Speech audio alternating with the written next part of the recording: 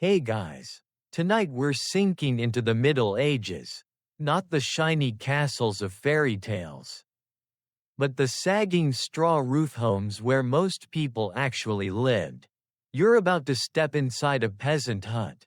And trust me, if you tried living here, you wouldn't last one night without begging for your modern mattress back. In fact, you probably wouldn't even survive the smell. So, before you get comfortable, take a moment to like the video and subscribe, but only if you genuinely enjoy what I do here. And while you're at it, let me know in the comments where you're watching from, and what time it is right now for you. Now, dim the lights, maybe turn on a fan for that soft background hum, and let's ease into tonight's journey together.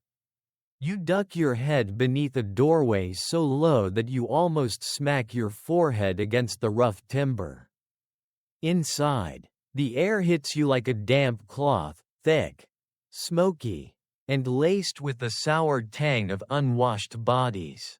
The hut is built from wattle and daub, basically sticks and mud pressed together like a child's craft project.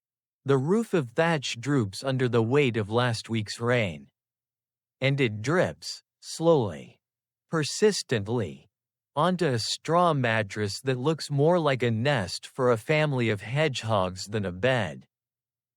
You shuffle across the packed earth floor, your boots scuffing against chicken droppings.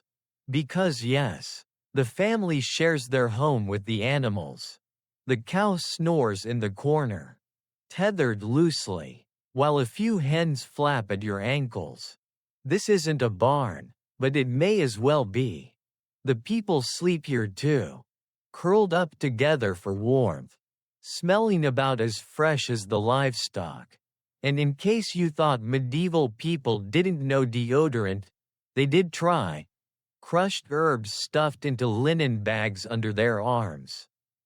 Spoiler: it didn't work. The fire pit sits in the very center of the hut. Not in a hearth, but just a shallow hollow lined with stones. Smoke doesn't rise neatly through a chimney. No, it fills the entire hut before sneaking out through holes in the roof. Your lungs itch immediately. Imagine camping in your living room with a bonfire going full blast and no ventilation. Congratulations. You're living medieval style. Historians still debate whether the constant smoke actually reduced insect infestations or just shortened people's lifespans. The family's furniture is laughably simple.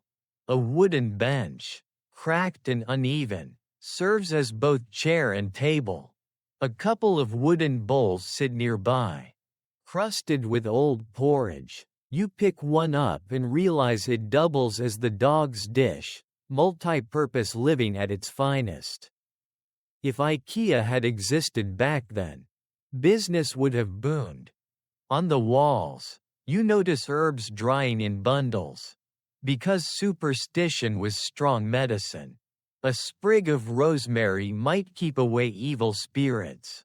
Or so they believed. It certainly didn't keep away the smell of wet hay. Though, and speaking of smell, the chamber pot in the corner tells you exactly where bathroom breaks happened when it rained too hard to go outside.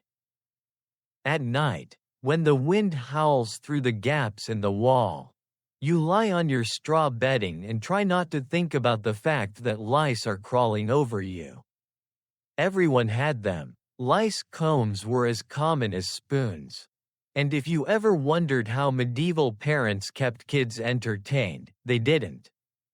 The children picked lice out of each other's hair for fun. Netflix. Eat your heart out. You glance toward the small window. No glass. Just a shutter of wood. Daylight barely squeezes in. On stormy days, it's darker inside than a cave. So the family huddles around the smoky fire until their eyes water. And yes, they cooked everything over that fire. so every meal tasted faintly like soot. Even their bread had an ashy tang, which might explain why medieval recipes never quite made it onto Food Network. There's no privacy here, not even a curtain. Everyone changes clothes, well, the one set of clothes they own, right in front of each other. Don't imagine a medieval wardrobe bursting with tunics and gowns. Most peasants owned one tunic, one cloak, and maybe some patched hose. If you ripped them, you patched them. If you outgrew them, too bad. As the night deepens, you realize that this tiny hut is more than just shelter. It's a coffin made of sticks, mud, and smoke. Outside, wolves might howl. Inside, the family snores, coughing now and then. While the fire sputters, you shiver, pull the scratchy blanket closer, and think about your memory foam pillow back home. Suddenly, your room doesn't feel so small anymore. And in the back of your mind, you can't help but laugh. The hut was supposed to be cozy. But instead, it feels like a gas chamber with bonus chickens. Medieval people must have had iron lungs, or maybe they just never knew anything better. Either way, tonight, you're stuck with them.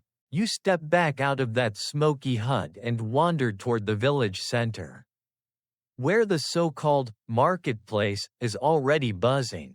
It's not the colorful medieval fair of storybooks, with jugglers tossing torches and minstrels plucking lutes.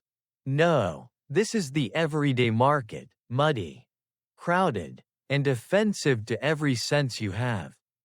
The first thing that slams into you is the smell. Fish that should have been eaten yesterday, or last week, hang limply from hooks, their cloudy eyes daring you to take a bite. Butchers squat over carcasses, hacking through bone with cleavers that have never once met soap.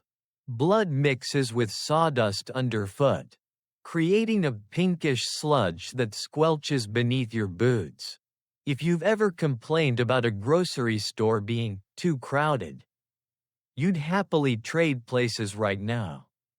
The air is a cocktail: smoke from cookfires, sweat from bodies pressed shoulder to shoulder, and the unmistakable aroma of waste tossed from chamber pots into the street. One wrong step and you're ankle deep in something you really hope was just spilled ale. Medieval street cleaning wasn't a thing, unless you count pigs, which actually roamed free, munching on garbage. Basically, they were the original sanitation department. Some chroniclers even praised the pigs, though others warned that eating pork afterward was like playing culinary roulette. Historians still debate how much of the stench came from food markets and how much came from human habits. You squeeze past a woman selling cheese that looks like it's already been chewed once. She eyes you, offering a sample with fingers that clearly haven't been washed since the last harvest. Hygiene wasn't exactly trending. Still, you nibble, because that's what people did. Cheese, bread, and ale made up the holy trinity of the medieval diet. Spoiled? Maybe. Filling? Barely. The market cries rise like seagulls. Vendors yell over each other, hawking onions, wilted greens, salted herring. One man waves a goose at you like it's a prize trophy. Another offers miracle herbs that look suspiciously like weeds yanked from the roadside. Somewhere nearby, a barber surgeon is shouting about tooth extractions. Because yes, medical procedures doubled as entertainment. Buy your carrots, then watch a guy scream while his molar gets yanked out. Dinner and a show. The ground beneath you is slick with everything from spilled milk to horse dung. Wooden planks are laid down in some spots, but they're warped and slippery. You tiptoe, arms out, like you're on an obstacle course no one signed up for. And if you stumble, don't worry. The crowd will laugh before helping. People needed their humor where they could find it. Overhead, flies swarmed thick as clouds. They dive-bomb every cut of meat, every open basket of fruit. You swat one away only to have 3 more land on your sleeve. The idea of refrigeration? A dream centuries away. Instead, salt was king. Salted fish, salted meat, so salty you'd think you were licking the ocean floor. It was survival food, not fine dining. And yet, for all this chaos, the market is the village's heartbeat. Deals are struck here. Gossip is traded faster than goods. You overhear whispers about a noble scandal, a missing cow, and rumors of plague in the next county.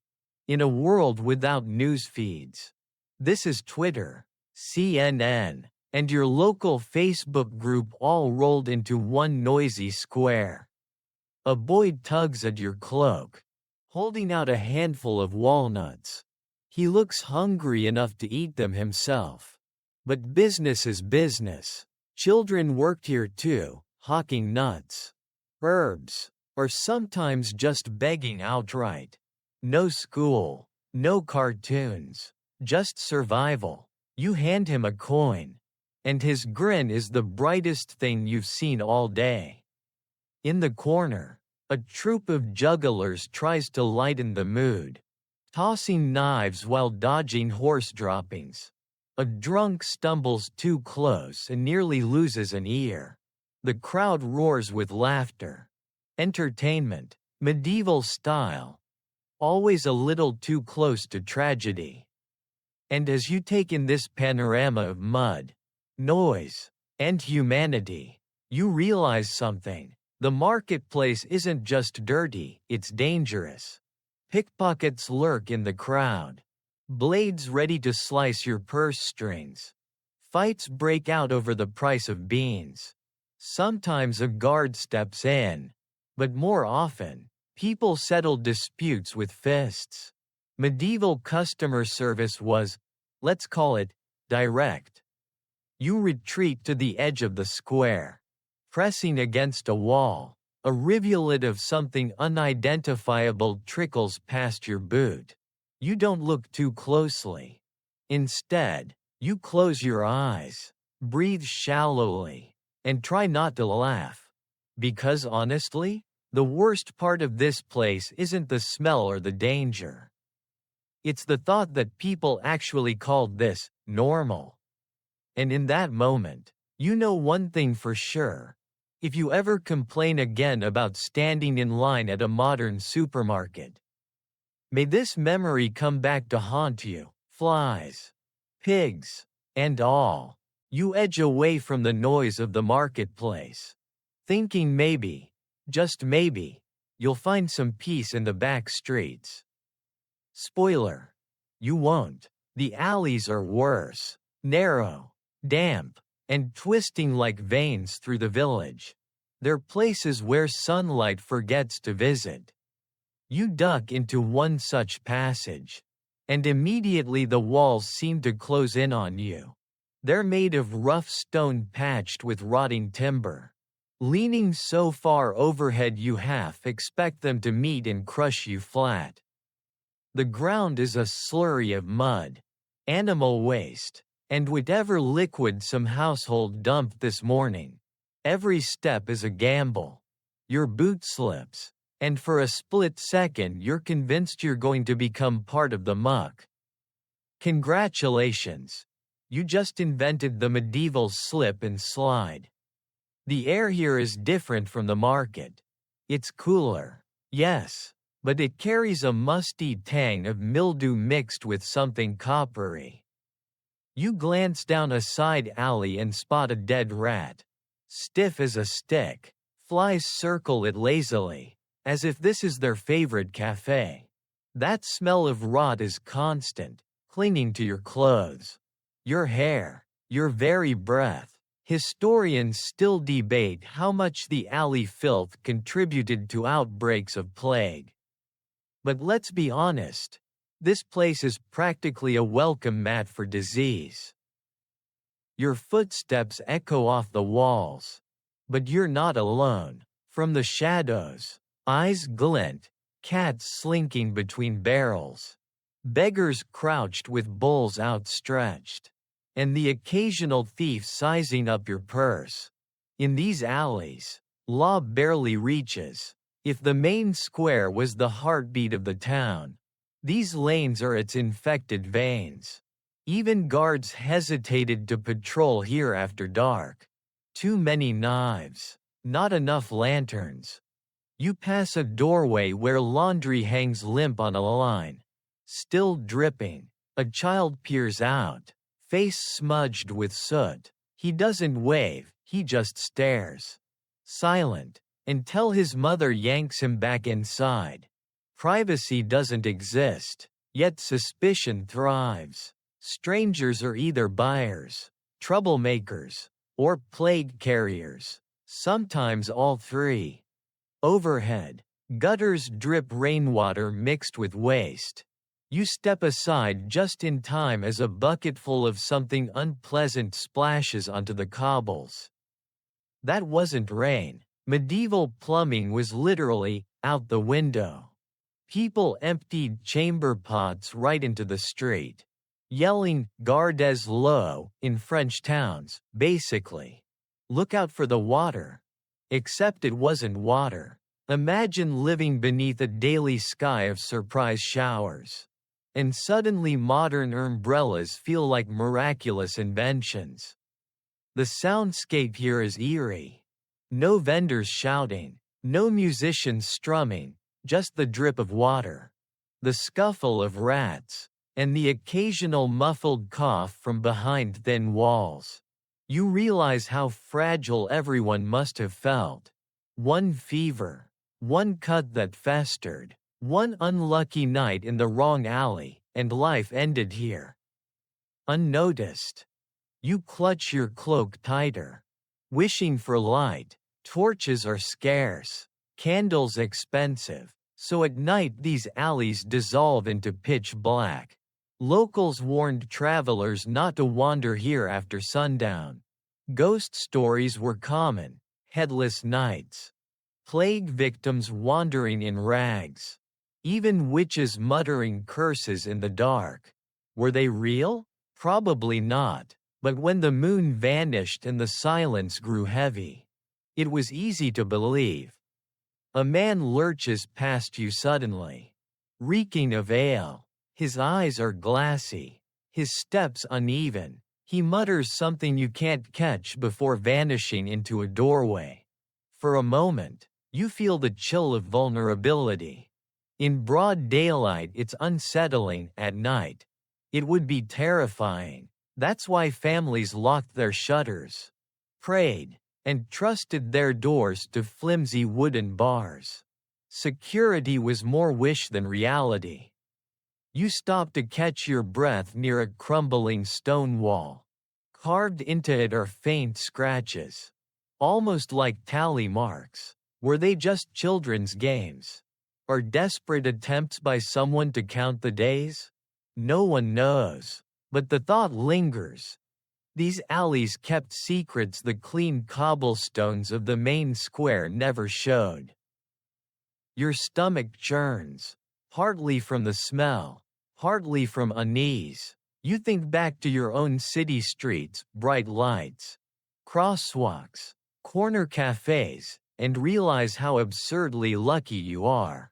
Here, every alley is a risk, of disease, of theft, of disappearing into history without a name. Still, you can't help a small, grim chuckle. People feared dragons and demons. But the real monsters were these streets, dark, wet, and waiting. And tonight, you just walked straight into their jaws. You'd think after surviving the smoky hut, the foul market, and those rat-infested alleys, Nothing could shock you anymore. But then you find it, the public latrine. A marvel of medieval convenience. Or a nightmare dressed up as practicality? You decide very quickly, nightmare. The facility is basically a long wooden bench with holes cut into it. Stretched across a pit, no partitions, no doors, no privacy, just a communal experience, like a medieval group chat you never asked to join. You sit side by side with neighbors, family, or strangers, everyone doing their business while trying not to make eye contact. Congratulations! You've just discovered the least glamorous version of social networking. The stench is indescribable, thick, sour, layered over centuries. The pit below swarms with maggots, and a sluggish trickle of liquid oozes toward the river.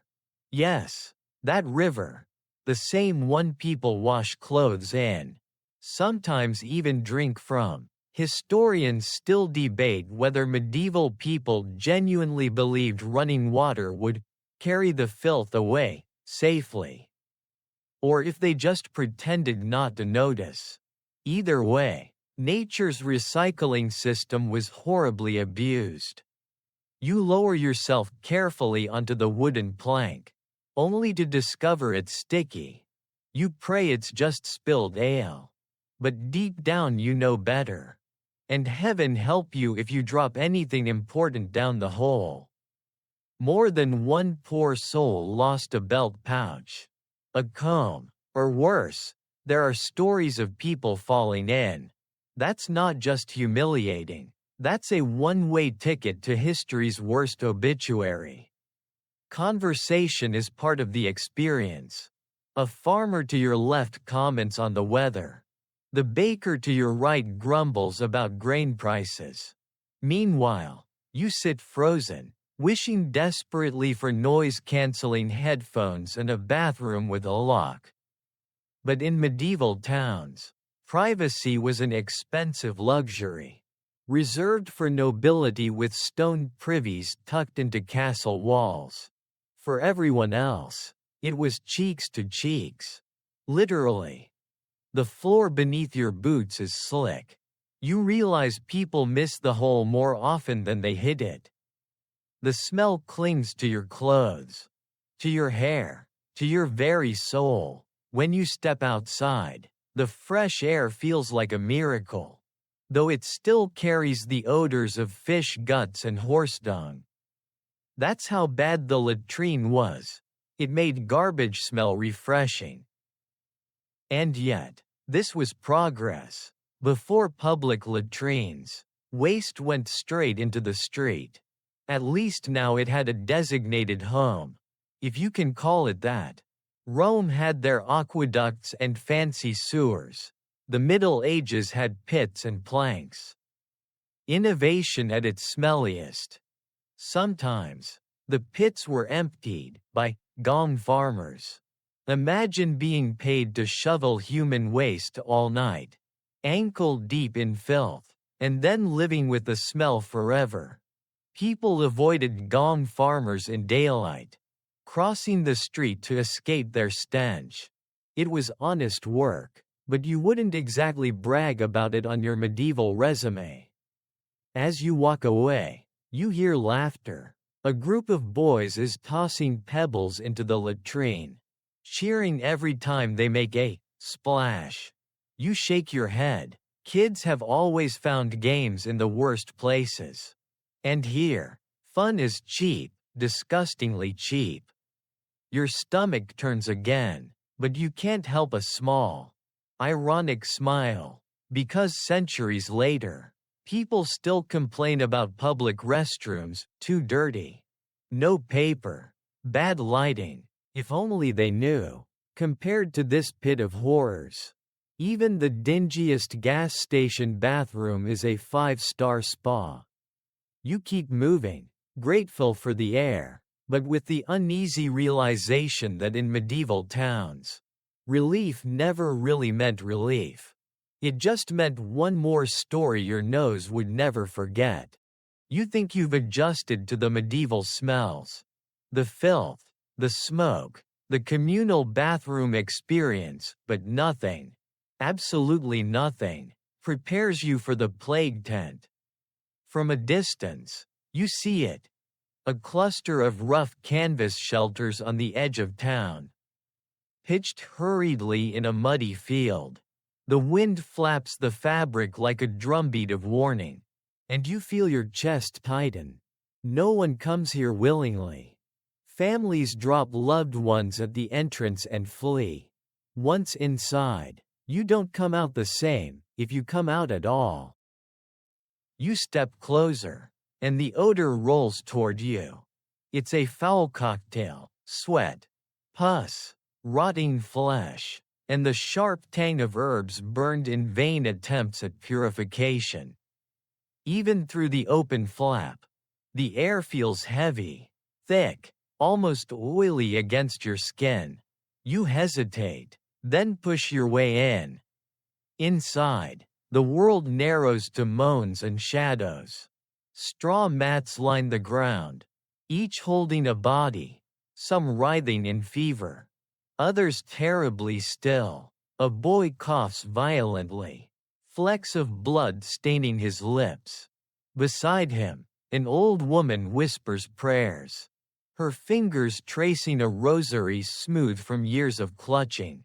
Her words falter every time another cough erupts.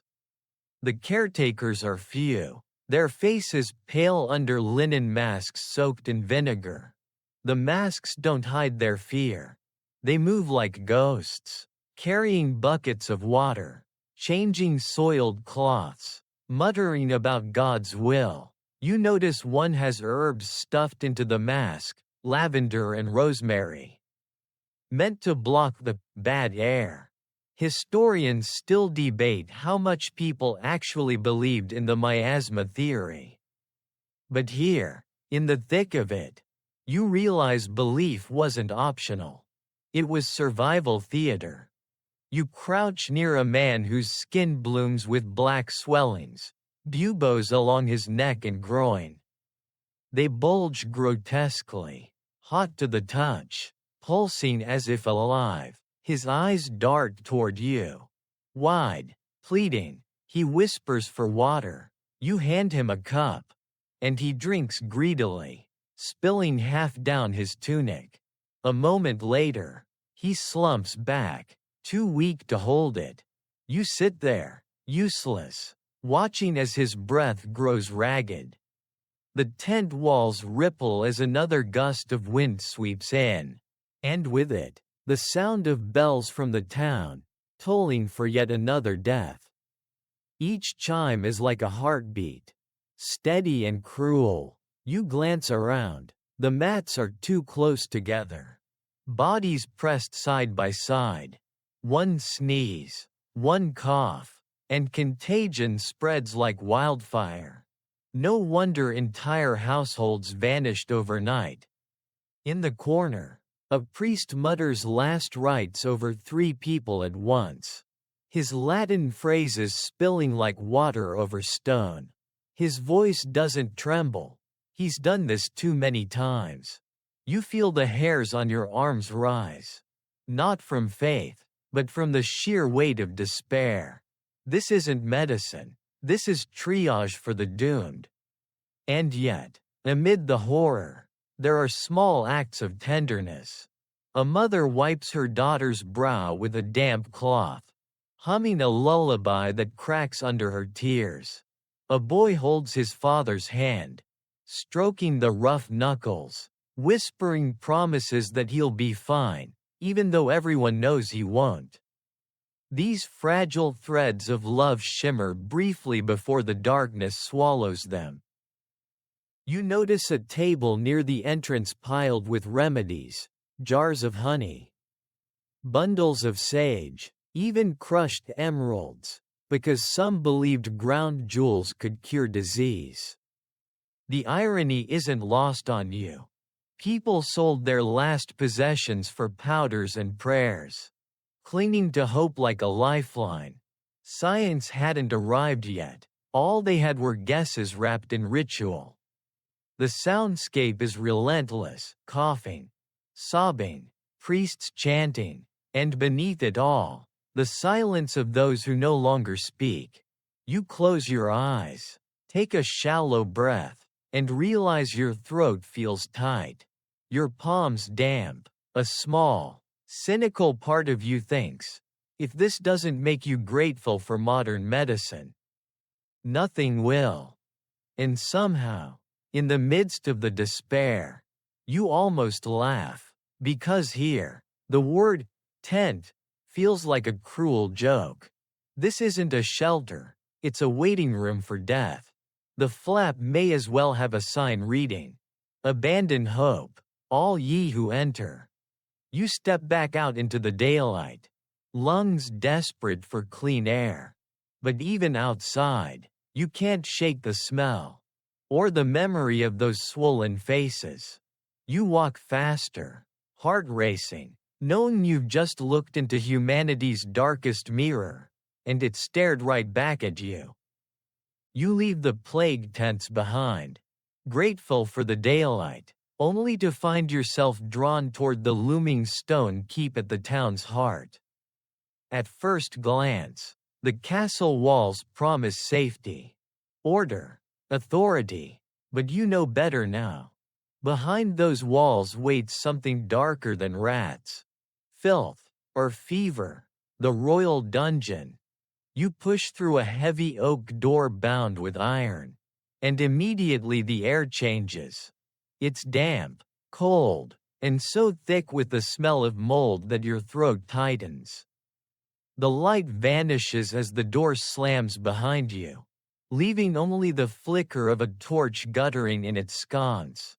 Shadows dance along the walls, grotesque and long. You step forward, and your boots echo on stone worn smooth by countless desperate feet. The passage narrows, curling downward like a throat swallowing you whole.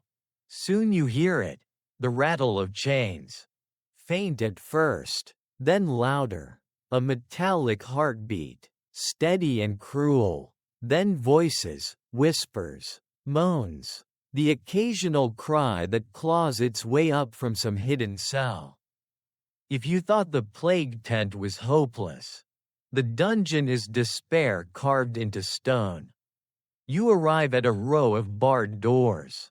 Inside the first, a man crouches, shackles clamped around his ankles.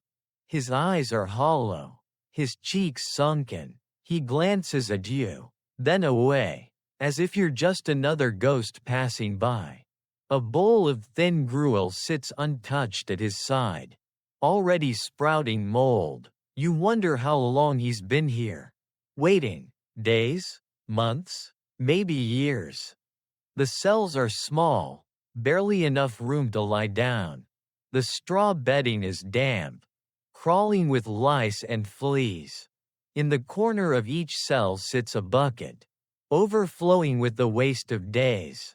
The smell is choking, worse even than the public latrine. At least out there you could escape. Here, there's nowhere to run. From deeper within, you hear a scream, sharp, high, cut short. You freeze. Somewhere beyond, in a chamber you can't see, interrogation is underway. They don't call it torture, of course. They call it extracting the truth. The rack creaks as ropes tighten. Iron tools clink against stone. A man bangs, then falls silent. You wonder if the silence means confession, or something final. Historians still debate how often these instruments were truly used. But in this moment, theory doesn't matter. The sound alone is enough to chill you. A guard strolls past, yawning, his keys jangling at his belt. He doesn't glance at the prisoners. To him, they're furniture, objects that fill the space, not lives worth noting. His torchlight sweeps over carvings scratched into the walls, names, prayers, Tally marks. Some are barely legible, worn down by years of damp air. These scratches are the only voices that survive. You notice one cell holding not a criminal, but a child, maybe 12, maybe younger. His crime? No one says. Could be theft. Could be just being in the wrong place. Children weren't spared from dungeons.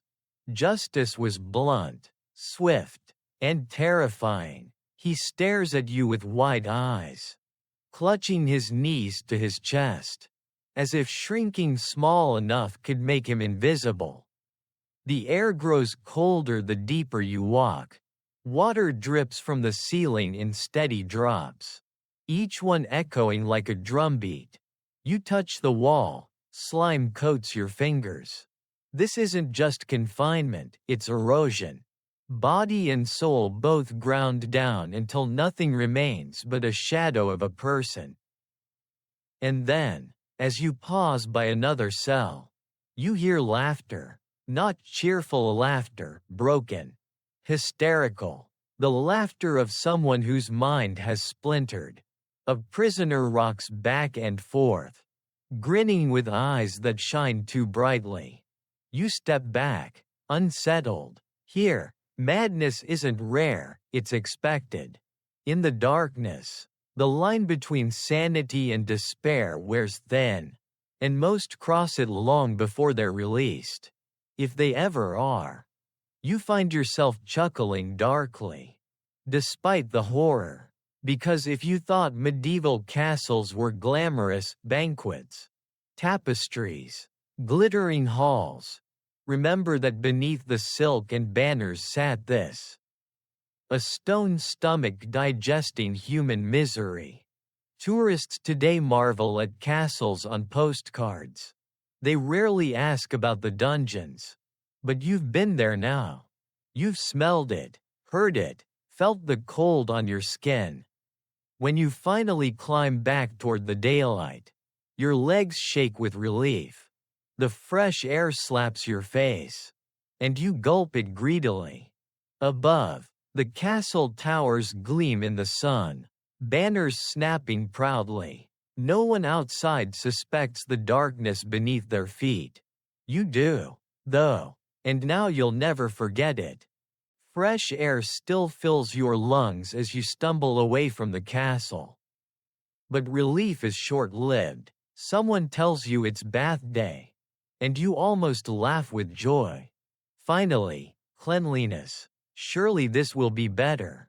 But when you arrive at the public bathhouse, the optimism drains out of you faster than water through a cracked tub. The bathhouse is little more than a wooden hall with steaming tubs arranged in rows. The steam hangs heavy in the air, curling against the rafters, dripping back down like a sweaty ceiling.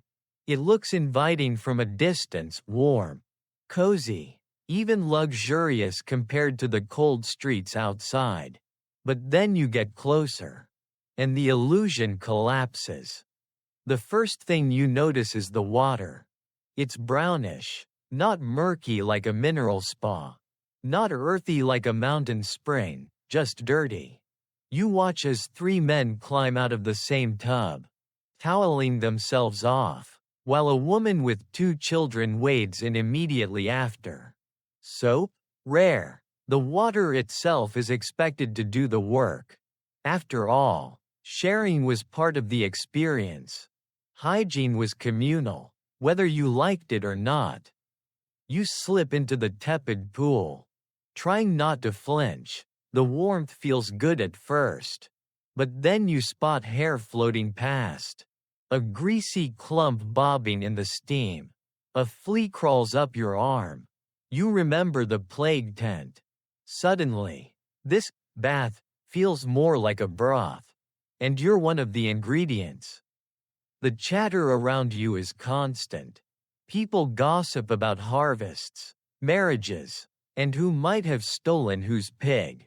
Privacy doesn't exist, just like in the latrine. Men and women often bathe together. Though church leaders wagged their fingers at the scandal of it, moral lectures aside, the practice stuck. For many, the bathhouse was as much a social club as a place to scrub. If medieval social media had an offline version, this was it: half hygiene, half rumor mill. Candles flicker against the damp walls, their wax dripping onto shelves cluttered with jars. The attendants sell herbs, mint, sage, thyme, supposedly to ward off sickness. They toss handfuls into the tubs, but the fragrance barely masks the underlying funk. Historians still debate whether medieval people thought bathing was healthy or dangerous. Some swore warm water opened the pores to disease. Others swore by it as a cure. Either way, you're sitting in the middle of their argument, soaking in everyone's uncertainty. Across the room, a barber surgeon has set up shop, offering a side service, bloodletting. He leans over a man's arm, collecting crimson into a bowl, all while the patient dangles his feet in the same bathwater you're floating in. Nothing says, spa day, quite like a casual medical procedure next to your elbow. You try not to think about it, but the image is burned in your mind. The atmosphere grows louder, steamier. Jugs of ale are passed around. Someone starts singing, off-key, and laughter ripples through the room. You realize that for many here, bathing isn't about cleanliness at all. It's about warmth, community, distraction from the bleakness outside. Dirt may cling to their bodies, but for a short while, the bathhouse washes away loneliness.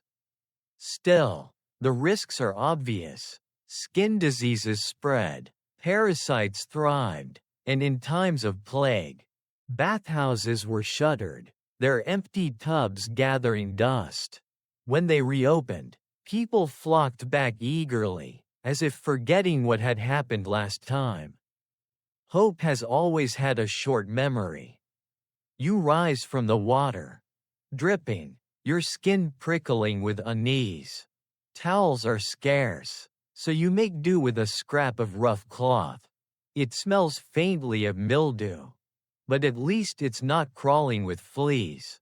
Outside, the cold air slaps your damp skin, and you shiver, yet deep down, you can't help a crooked smile. Because after seeing this, you know one truth.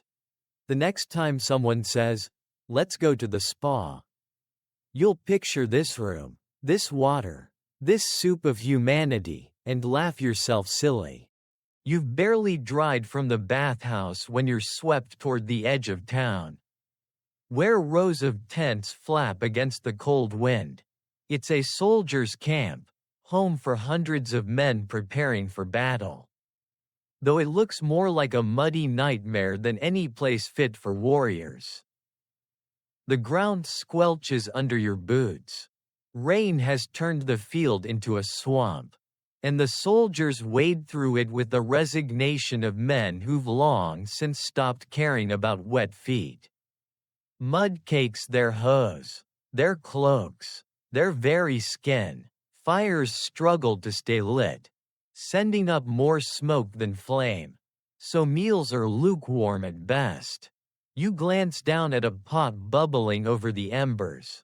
The stew inside looks like someone boiled rocks and hoped flavor would appear by accident. You take a seat on a damp log beside a weary archer. He offers you a bite of his bread, hard as a stone, gray as ash. You gnaw at it and nearly chip a tooth. He chuckles, toothless himself, and mutters, "Better than nothing," and he's right. Many days, soldiers went hungry altogether. Supplies rarely kept pace with the demands of marching armies. Salted meat grew slimy, ale soured, and grain spoiled. You think of modern rations, vacuum sealed, balanced, designed to last, and nearly weep with envy. The tents themselves are pathetic, thin cloth stretched over poles, offering little protection from wind or rain. Inside, straw bedding lies damp, already sprouting mold, soldiers piled together for warmth. Boots still on, cloaks still damp, privacy doesn't exist. Laughter, snores, and groans blend into one endless chorus. If you hope to sleep, forget it. The camp never truly goes quiet. Then there are the smells. Sweat from unwashed bodies, leather oiled with rancid fat, latrine pits dug hastily nearby. Already overflowing, the reek clings to everything. And soon you're convinced it's clinging to you too. And yet, for all the discomfort, discipline is iron. Trumpets sound at dawn. Drills begin whether the men are rested or not.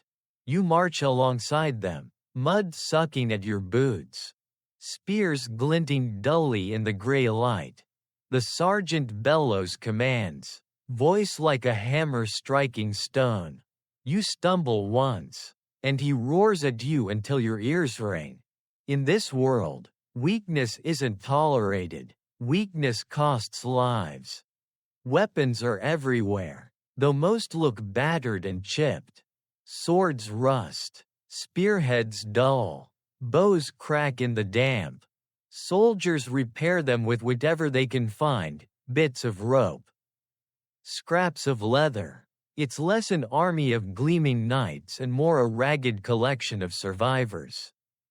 The romantic image of shining armor?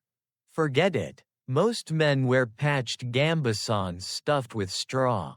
More quilt than protection. If they had helmets at all, they were dented, crooked things that barely stayed on. Disease stalks the camp more fiercely than any enemy. Lice infest clothing. Fleas hop from one man to another. Coughs echo through the rows of tents. Once fever takes hold, it spreads fast. Healers, usually just men with knives and herbs, bleed the sick or burn herbs. But results are grim. More soldiers die in camp than on the battlefield. Their bodies buried hastily in shallow graves just beyond the lines. Historians still debate whether medieval commanders understood this problem or simply accepted it as the cost of war. Despite everything, moments of humanity shine through. A group of men sing around a fire. Their voices rough but strong, carrying across the camp like a heartbeat. Others gamble with carved dice, laughing when one cheats blatantly. Two young soldiers wrestle in the mud, slipping, grinning, forgetting for a while what tomorrow might bring. Even here, joy finds cracks to grow through. Still, as night falls, the mood shifts. The sky glows orange with distant fires. Horses stamp restlessly. Somewhere beyond the horizon, drums beat, a reminder that battle is coming.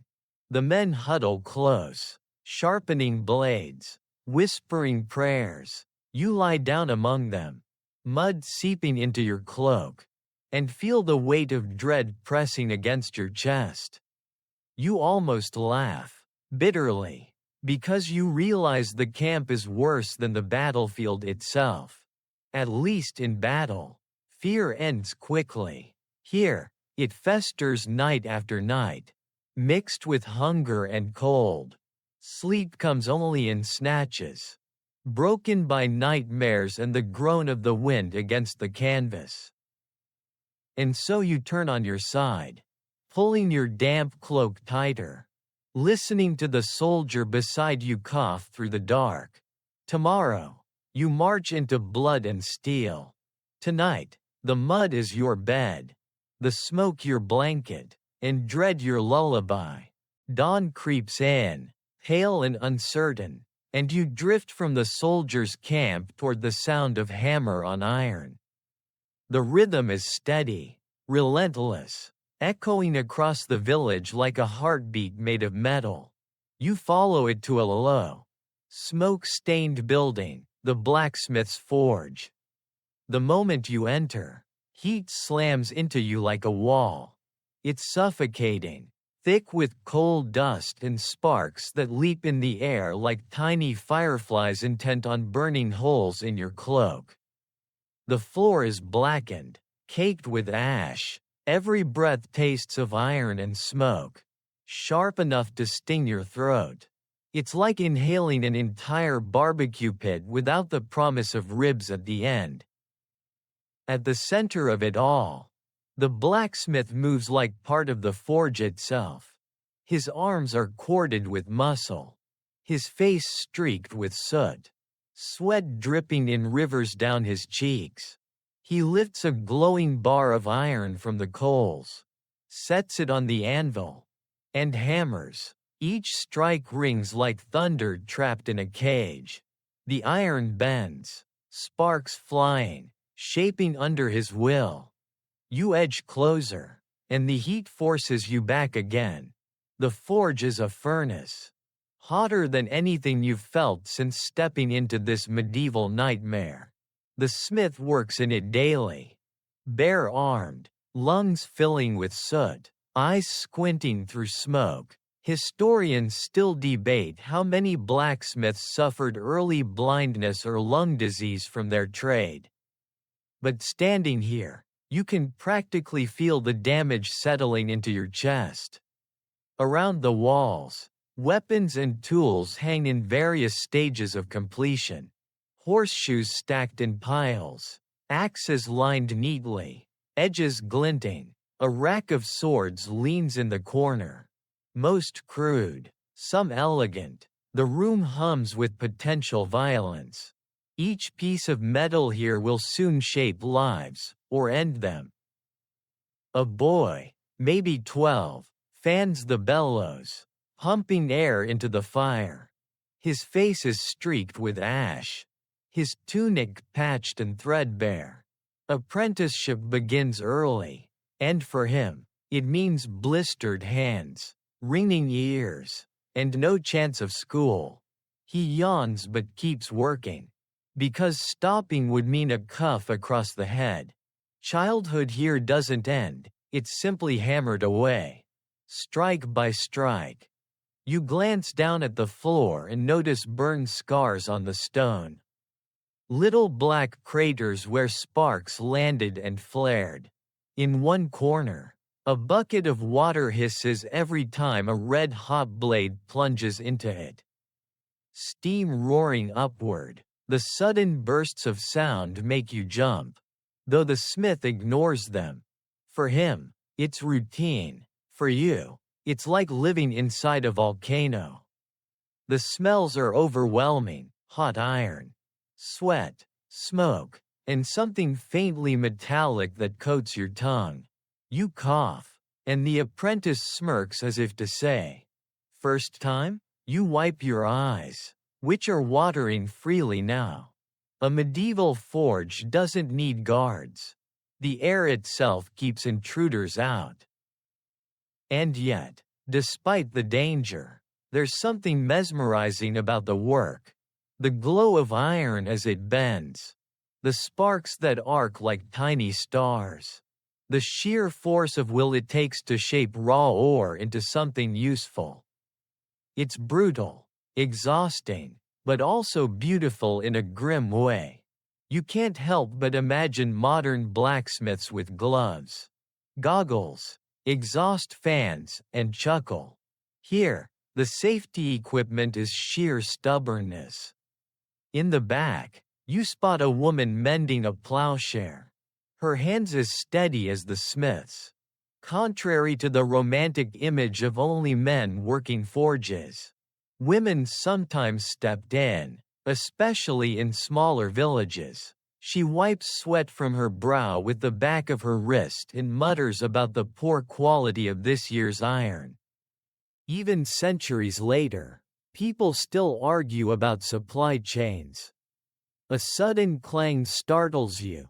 The blacksmith has finished shaping a sword. He holds it up, glowing red, then plunges it into water. The hiss is deafening. Steam billows around you, hot and damp, wrapping the room in a choking fog. For a moment, you feel like you're standing inside a dragon's breath. You stumble backward into the open air. Gasping, outside, the world feels cool, fresh, wide again, but your ears are still ringing. Your lungs aching, your clothes dusted with ash. You laugh softly, because you realize you didn't just visit a forge, you survived it. And somewhere deep inside, you admit this truth. The next time someone says, hard work builds character, you'll picture the blacksmith hammering away in his smoky cave, lungs filling with soot, and think, maybe character isn't worth quite that much. The hammer blows of the forge still echo in your ears as you wander deeper into town. But soon, another sound rises, thin cries. The wail of children. You follow it past crumbling stone walls to a building that barely deserves the name. The orphan house. From the outside, it looks like a barn more than a home. The roof sags, patched with straw. The door hangs crooked, one hinge straining as if ready to snap. You step inside, and the air greets you with a sour mixture of stale bread, damp straw, and unwashed bodies. It's not the playful chaos of a modern daycare. It's survival. Dozens of children huddle on the floor, their faces pale, their clothes ragged. Some chew crusts of bread so hard they must soak them in water first. Others sit quietly, eyes hollow, as if they've already learned that silence draws less trouble. You expect laughter, games, mischief, but what you find is exhaustion. Childhood, here, is something short and fragile. You kneel beside a boy with tangled hair. He clutches a wooden toy. Whittled poorly, one arm missing. He doesn't smile. When you ask his name, he shrugs. Many orphans weren't named properly at all, just listed as foundling when left at the steps.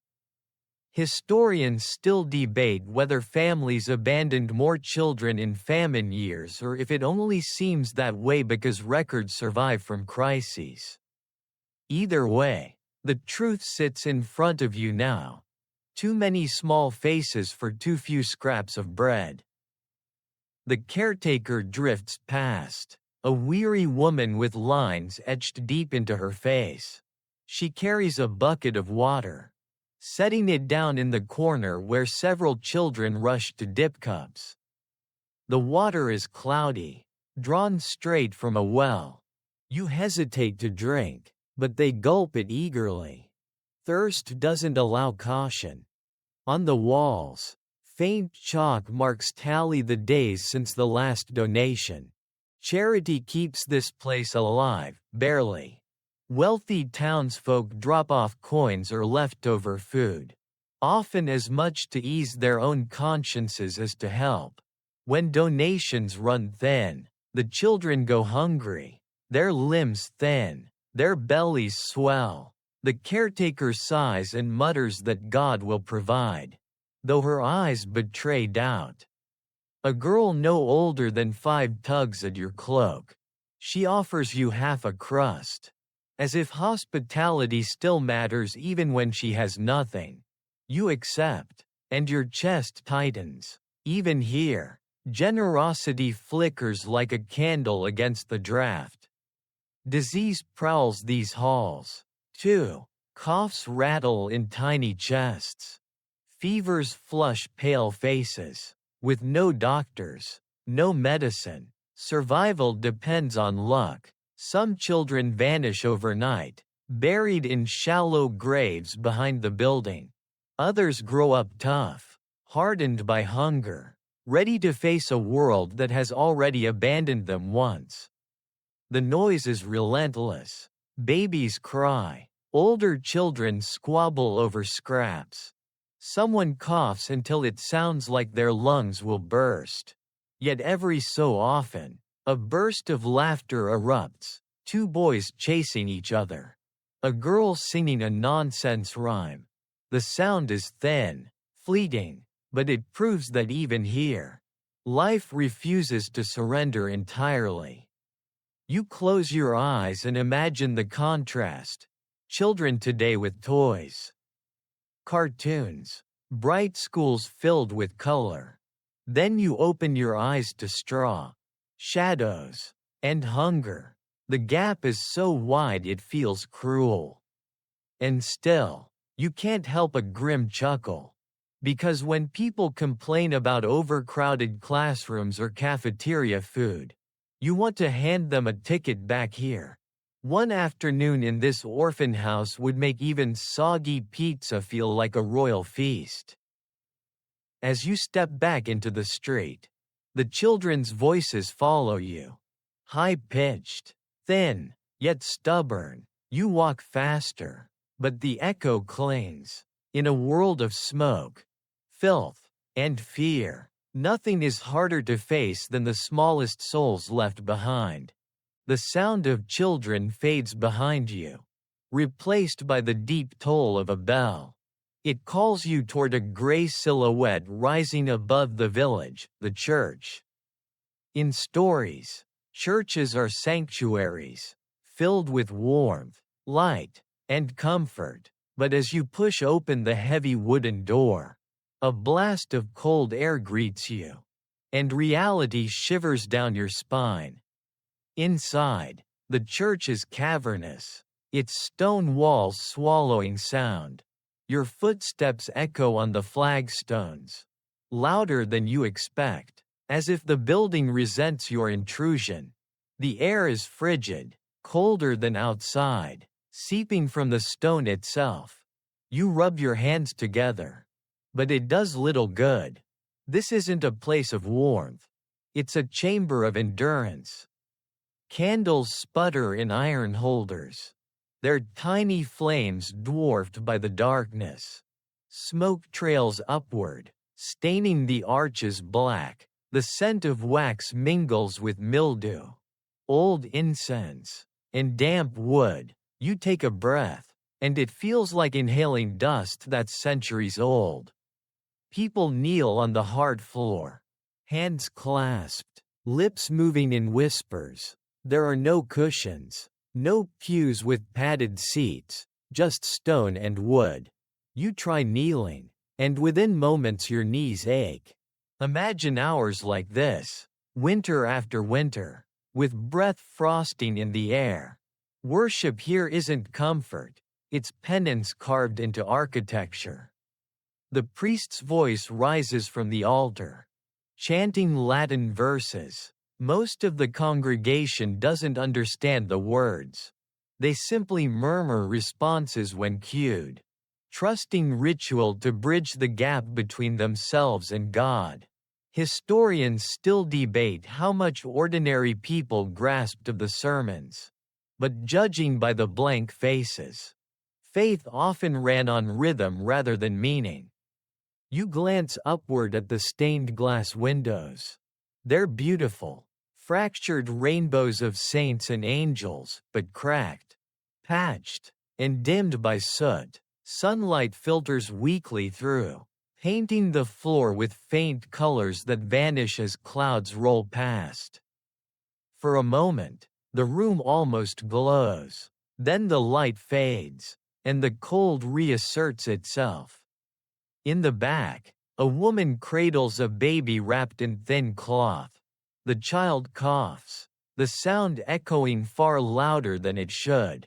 She rocks him gently, whispering prayers. No doctor, no medicine, just faith that divine mercy might succeed where herbs fail. You watch her shoulders sag with exhaustion, and the weight of hope feels heavy even from where you stand.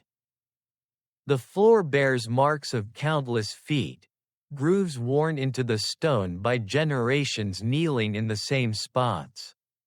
You run your fingers over one of the depressions. It's smooth, cold, a permanent scar of devotion. Time itself kneels here, over and over again. The silence between chants is unsettling. The church isn't bustling like the market or as chaotic as the orphan house. Instead, it's oppressive, an emptiness that presses against your chest.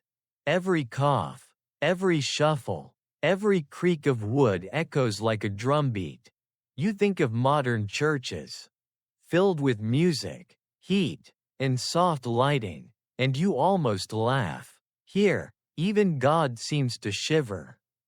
You step into a side chapel, where statues stand draped in cobwebs. Coins lie scattered at the base. Offerings from the poor, tiny gestures of faith paid at great personal cost. Some give their last coin, believing it buys protection. Others light candles, their flames trembling in the draught. Each small light is fragile, a desperate plea against the cold. Then you notice the tombs set into the floor, slabs of stone carved with names. You realize you're standing on graves. Worshippers pray above their ancestors, as if life and death share the same pew. It's both comforting and eerie, the idea that every service is attended by the living and the dead together. A gust sneaks through the cracks in the walls, and you shiver. Cloaks rustle, people huddle closer, though there's no fire here. Fire was considered too dangerous for a wooden-roofed church. So instead, everyone breathes clouds into the air, enduring the service as much as participating in it. And then it hits you. This isn't just a house of God. It's a test. Faith isn't measured by comfort but by endurance. Kneeling on stone, freezing in silence, chanting words you may not understand, hoping they'll reach the heavens anyway. You step back into the daylight at last, blinking, your fingers numb. Behind you, the bell tolls again, deep and solemn, rolling over the village like a warning. You laugh softly, bitterly, because after sitting in that cold, you're fairly sure even the saints themselves would have prayed for a decent heating system. The church bell fades behind you, its cold echo still lodged in your bones. And soon the road winds out of town. Fields stretch before you, brittle and brown under a heavy sky. Winter has settled across the land, and the farmstead you approach looks more like a scene of endurance than of plenty. The farmhouse is low and squat, its thatch roof crusted with frost. Smoke curls from a hole in the roof, but weakly, as if even the fire inside is too tired to bother. You push open the wooden door and step into the dim interior. At once the air hits you, damp, sour, and heavy with animal musk. Because yes, the family lives side by side with their livestock. In the corner, 2 cows shift in the straw, their warm breath clouding in the frigid air. A goat bleats softly. Chickens cluck and scratch at the dirt floor. This arrangement isn't laziness, it's survival. Animals radiate heat, and on nights when the wind howls like wolves, the beasts are the difference between freezing and making it to spring. Imagine a space heater, except it moves. The family is huddled on a straw bed against the wall, cloaks pulled tight. Their faces are pale, noses red, hands cracked from the cold. You notice frost creeping along the inside of the walls. The fire pit smolders weakly, but wood is scarce this time of year. Every stick has to be rationed carefully. When the flames die, the night presses in mercilessly. Meals are grim affairs. Tonight it's thin gruel, water, a few grains of barley, maybe a sliver of dried turnip. Salted meat is a luxury they've long run out of. The children chew slowly, savoring each spoonful as if it were a feast. You take a bite, and the blandness stings almost more than hunger. It tastes of nothing, yet it's everything they have. You hear coughing from the corner. The grandmother sits wrapped in a tattered shawl, eyes watering, her breath shallow.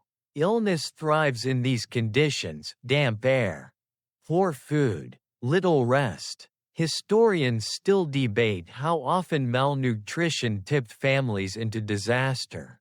But standing here, you don't need records. You see it etched on their faces: fatigue, hunger, quiet despair. Night falls quickly in winter. The shutters creak as the wind picks up, whistling through the cracks. The animals shuffle closer, their bodies pressing against the walls.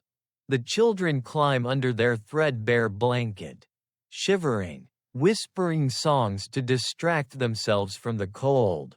Their voices are thin, but it's enough to soften the edges of the night. You lie down beside them, and the straw pricks your skin. Lice crawl unseen, the tiny companions of every medieval bed. You scratch absent-mindedly, trying not to think about it. Instead, you focus on the sounds: the lowing of cows, the crackle of a dying fire, the rush of wind outside. It's strangely hypnotic, like a harsh lullaby. But comfort never lasts. The father rises in the night to check the animals. If a cow sickens, the family starves. He strokes the beast's flank, murmuring to it like a prayer. The weight of survival rests on 4 hooves and a thin layer of hay. You realize that in this world, wealth isn't measured in coins, it's measured in livestock. The cold presses harder. You pull the blanket tighter. Though it's barely enough, your breath mists in the air. For a moment, you laugh, quietly, bitterly, because you know that the modern complaint of "the room's too chilly" wouldn't last 5 minutes here. Medieval families slept wrapped in cloaks, in smoke-filled rooms, with animals for heaters, and they still prayed they'd see the spring. You close your eyes, listening to the creak of the timbers as the wind batters the roof. The family shifts, sighs, coughs. The animals stir. It's not peace. Exactly. It's survival, one night at a time. And as sleep hovers just out of reach, you realize this: the winter farmstead isn't the worst place because of hunger or cold.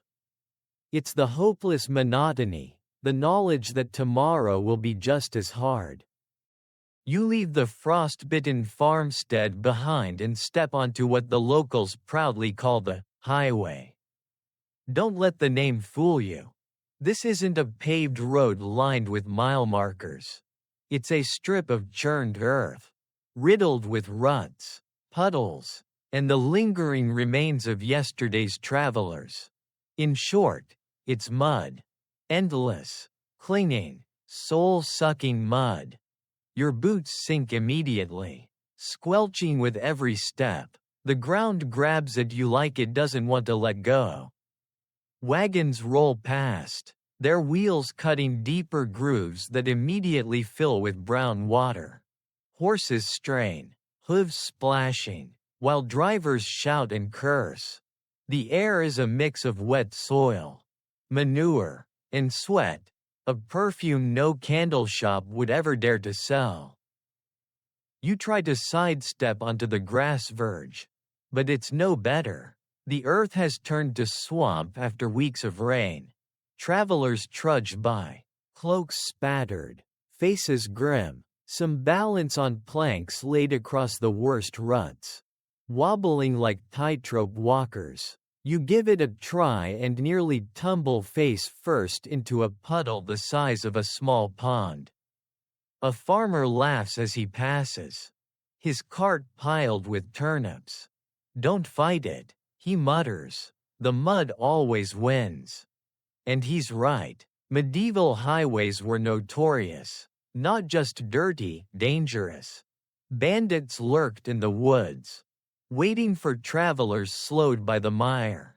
You glance nervously at the tree line, half expecting an arrow to whistle past your ear. The idea of highway patrol? Forget it. Safety came from numbers or luck. Historians still debate whether medieval rulers ever seriously tried to maintain these roads. But the evidence under your boots says otherwise. A corpse of a horse lies half buried in mud at the roadside. Ribs jutting like broken fence posts. Crows peck at it, flapping noisily as you pass. The stench makes you gag. Yet no one stops. Travelers glance once, then look away. In a world where survival barely stretches from one day to the next. Death on the road is just another obstacle. Ahead, a group of pilgrims shuffle along, staffs in hand, badges pinned to their cloaks. They sing a droning hymn, their voices rising above the squelch of mud. You fall in step for a while, comforted by their presence. They tell you stories of holy relics ahead, miracles waiting at the end of the road. But when they ask for alms, you realize even faith is another form of commerce. You give a coin, not out of belief, but because you don't want to be left behind. The road narrows, forcing you through a bottleneck where wagons and walkers collide. Shouts rise, wheels stick, tempers flare. A merchant smacks a peasant with his staff. The peasant swings back with a muddy boot.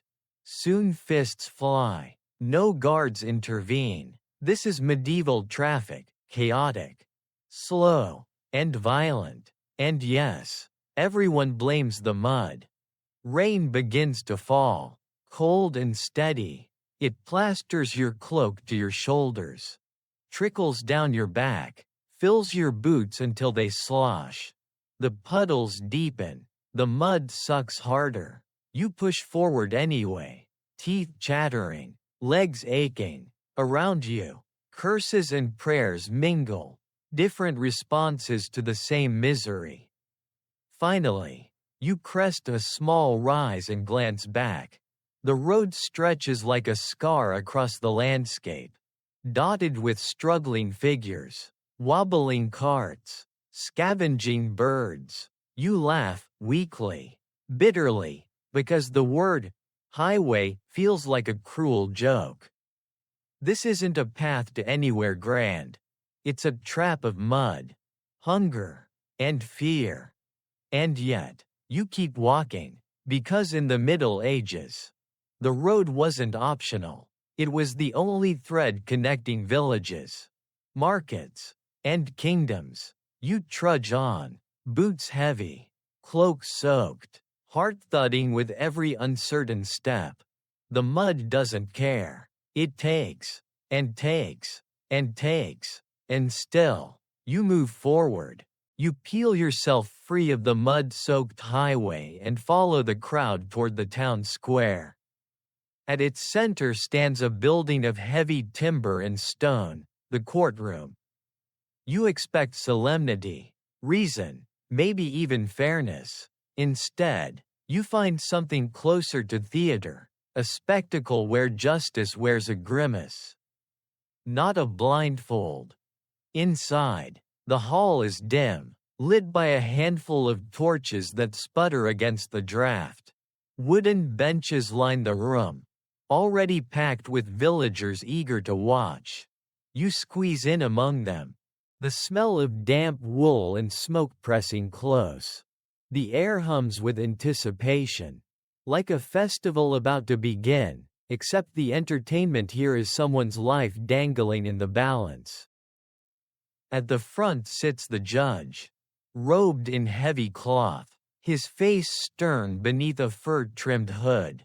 He bangs a staff against the floor, calling for silence, though the chatter continues.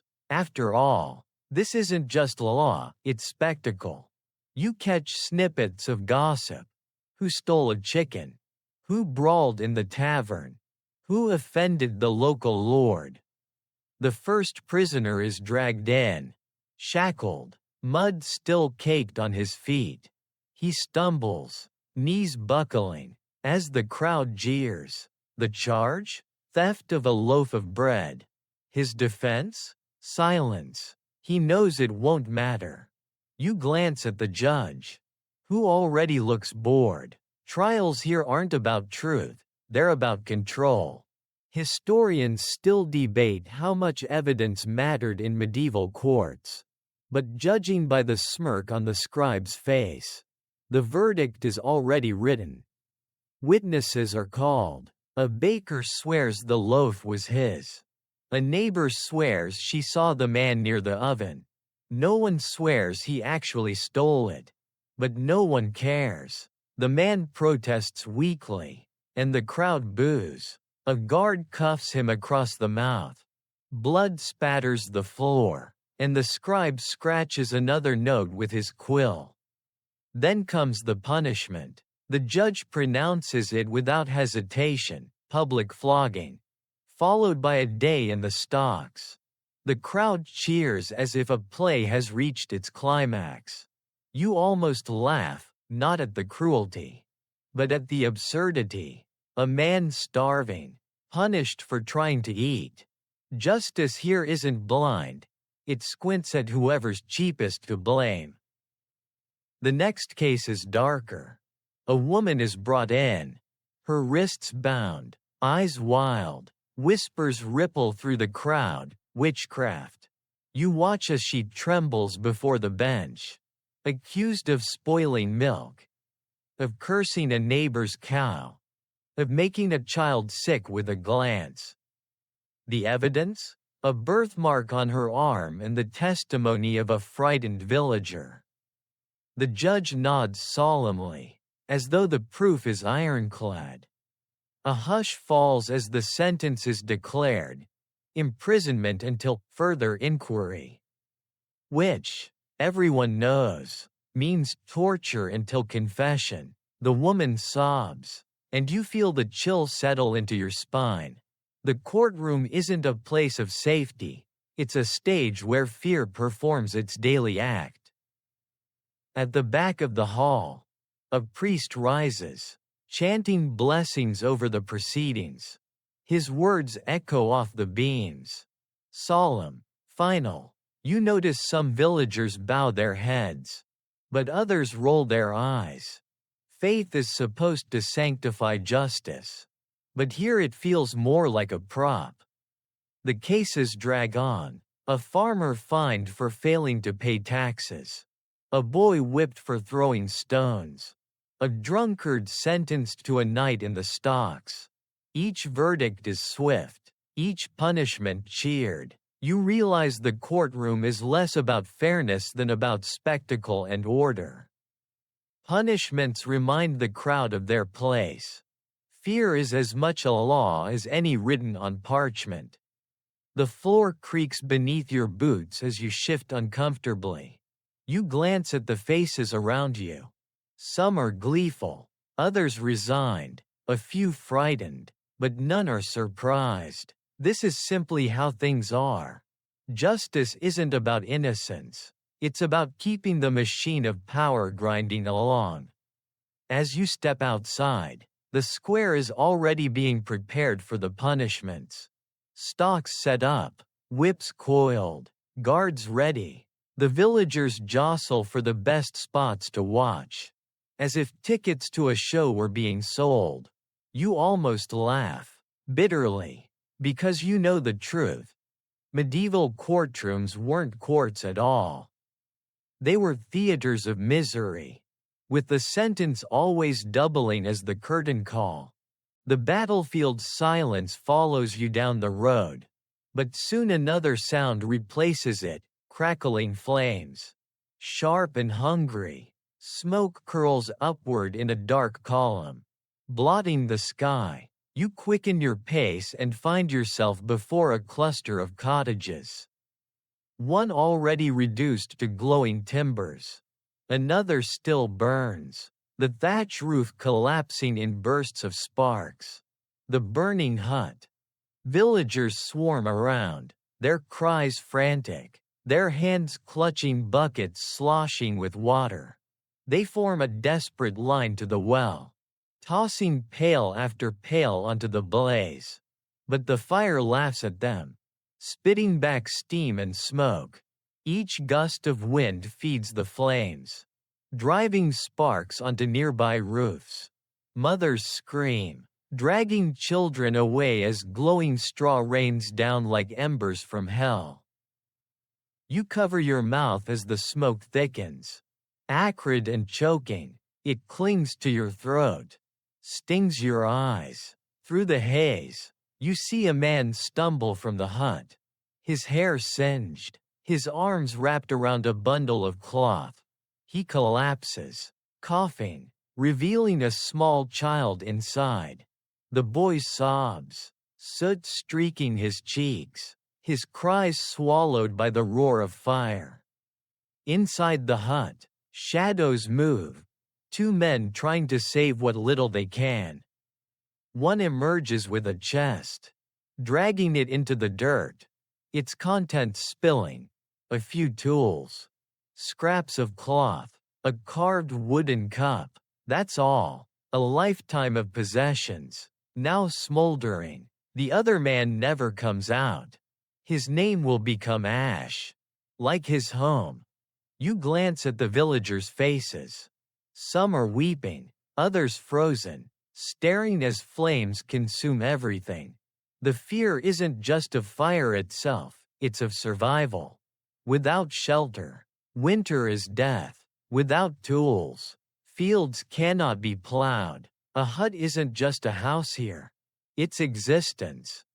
Children clutch each other, eyes wide, their hair glowing faintly in the firelight. One girl whispers a prayer, her lips trembling, while her brother watches the flames with silent fury. Even at his age, he knows tomorrow will be harder than today. The smell is unbearable: burnt wood, scorched thatch, roasted grain, and something darker, like hair. You gag and turn away. But the wind follows you with smoke, dragging the scent into your lungs. Historians still debate whether fires in medieval villages were common accidents or deliberate raids. Here, the reason doesn't matter. The result is the same: loss carved in flame.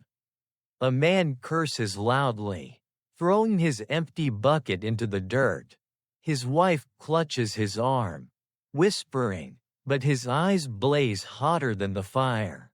You realize that anger is the only shield left when water runs out.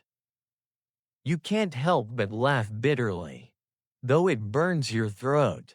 People today panic when they lose files on a laptop, or when a kitchen catches a small flame on the stove. Here, fire is not an inconvenience, it's a predator. And once it sinks its teeth into thatch and timber, nothing short of a miracle will stop it. The last roof beam crashes inward with a scream of sparks. The villagers fall silent, buckets hanging limp in their hands. The hut is gone, only a glowing skeleton remains, collapsing in embers. The crowd stares, some in tears, others already calculating what can be rebuilt. Life doesn't pause for grief. It drags you forward, smoke or no smoke. As you turn away, the night sky glows orange behind you. The fire crackles on, merciless, and the smell of ash clings to your cloak. And you realize, in the Middle Ages, every spark was a threat. Every flame a reminder that the line between survival and ruin was as thin as dry straw. The glow of the burning hut fades behind you, replaced by the muffled quiet of a forest. At first, the trees seem to promise shelter, their branches arching like ribs overhead. But as you push deeper, the air grows colder, the ground softer, the silence heavier. At the forest's edge, a scattering of huts crouches among the roots, a village barely alive. The roofs sag with moss. Walls lean inward as though exhausted. Smoke trickles weakly from a single chimney. The smell of damp wood more than warmth. You step inside one hut and feel the weight of the place immediately. The air is close, thick with mildew and sickness. A family huddles in the gloom, 2 children, pale and thin, their mother crouched beside them, feeding the fire with twigs. Her eyes flick up at you, hollow but resigned. The food is almost gone. A single pot simmers with something so thin it could hardly be called stew, water. A few shriveled roots, maybe a bone long since boiled dry. The children sip from wooden bowls. Their lips cracked, their cheeks sunken. They swallow quickly, greedily, though each mouthful is barely more than warm water. Hunger has made even this precious. Outside, you hear the forest's voice, the creak of branches, the distant cry of wolves. The villagers glance at the sound, fear etched into their faces. Wolves prowl here, drawn by the scent of weakness. Sometimes they take sheep, sometimes children vanish. The forest does not forgive hunger, it feeds on it. A man trudges in carrying a bundle of sticks. His face is gray, his beard wild. He slams the wood down, muttering about the distance he had to walk to find it. His hands shake with fatigue. You see the truth. This village is too far from trade, too small for markets, too weak to fight back. It lives on scraps and prayers. Year after year. The smell inside the huts tells you sickness has already taken root. Coughs echo in the dark corners, rough and hollow.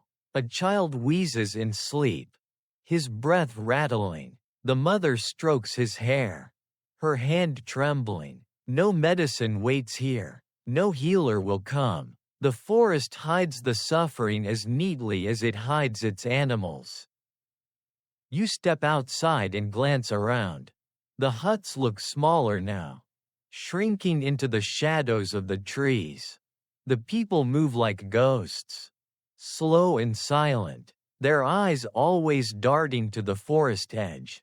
It feels less like a village and more like a camp waiting to die. Historians still debate how isolated villages like this survived, whether they clung on season by season or vanished altogether. Standing here, you know both are true. Some endured, scraping by, others faded into the woods, their huts collapsing, their names forgotten. And yet, a child runs past you suddenly, barefoot, clutching a stick like a sword.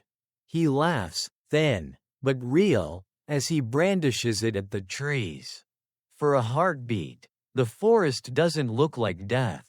It looks like adventure. You can't help but smile, though the sound feels bitter in your chest. Even here, joy sparks in the cracks of despair. You shake your head, chuckling softly. People today complain about rural boredom, about weak Wi-Fi or long drives to the grocery store. If only they knew. For a medieval forest village, boredom was the least of their problems. Hunger, wolves, and silence were always closer. As you leave, the huts sag deeper into shadow, smoke curling faintly from one chimney. The forest swallows the village whole. And you realize, in places like this, Life doesn't end with fire or battle. It ends with quiet, one empty bowl. One cough too deep. One night too long. The forest village vanishes into the mist behind you. But soon another sound rises, pickaxes striking rock. The dull groan of wood under pressure. The road slopes downward, and before long you're standing at the mouth of a cavern. A salt mine. You duck inside, and the light disappears almost instantly. Torches sputter in iron brackets. There's smoke crawling along the ceiling. The air is damp, close, and heavy with the taste of salt. It clings to your tongue, seeps into your skin, scratches your throat raw. Every breath feels like swallowing dust ground from stone. The tunnel twists downward, supported by timbers already cracked and warped. Water drips from above, pooling on the floor in shallow, briny puddles. The walls glimmer faintly with veins of salt, as though someone smeared frost along the stone. It would almost be beautiful, if not for the groans of men echoing in the dark. You move closer and see them, bent figures hacking at the rock.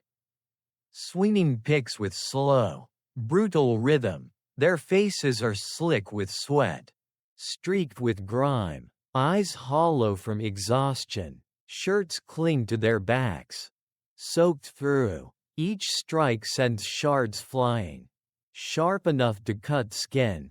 They flinch but never stop. Stopping means punishment. A boy, no older than 12, drags a sack nearly as big as himself toward the tunnel mouth. The salt leaves white streaks on his clothes, on his arms, on his lips. His hands are cracked and bleeding. You wonder if he'll live long enough to see adulthood, or if the mine will claim him first. Many didn't. Deeper in, the air grows worse. The torches gutter, barely lighting the cramped passage. The miners cough constantly, hacking up white dust. One collapses to his knees, chest heaving, but a foreman snarls and kicks him back to his feet. You notice the foreman wears thicker boots and carries a whip at his side. He doesn't strike, he doesn't need to. The threat is enough. The mine groans above you. Timbers creaking, rocks shifting, dust falls from the ceiling in small showers. A sudden crack echoes, and for a moment the men freeze, eyes wide. Then they swing their picks again, as if denial itself can hold the roof. Cave-ins are always waiting. The smell of sweat, dust, and brine mixes until it's unbearable. Your throat burns, your chest aches, you cough, wiping at your mouth, and taste salt on your lips. The miners glance at you with dull curiosity, then return to their work. For them, this is life. For you, it's almost unthinkable.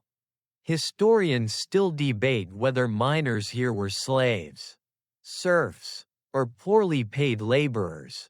Looking around, it hardly matters. All are trapped the same way, buried alive by necessity. You catch sight of a figure sitting against the wall.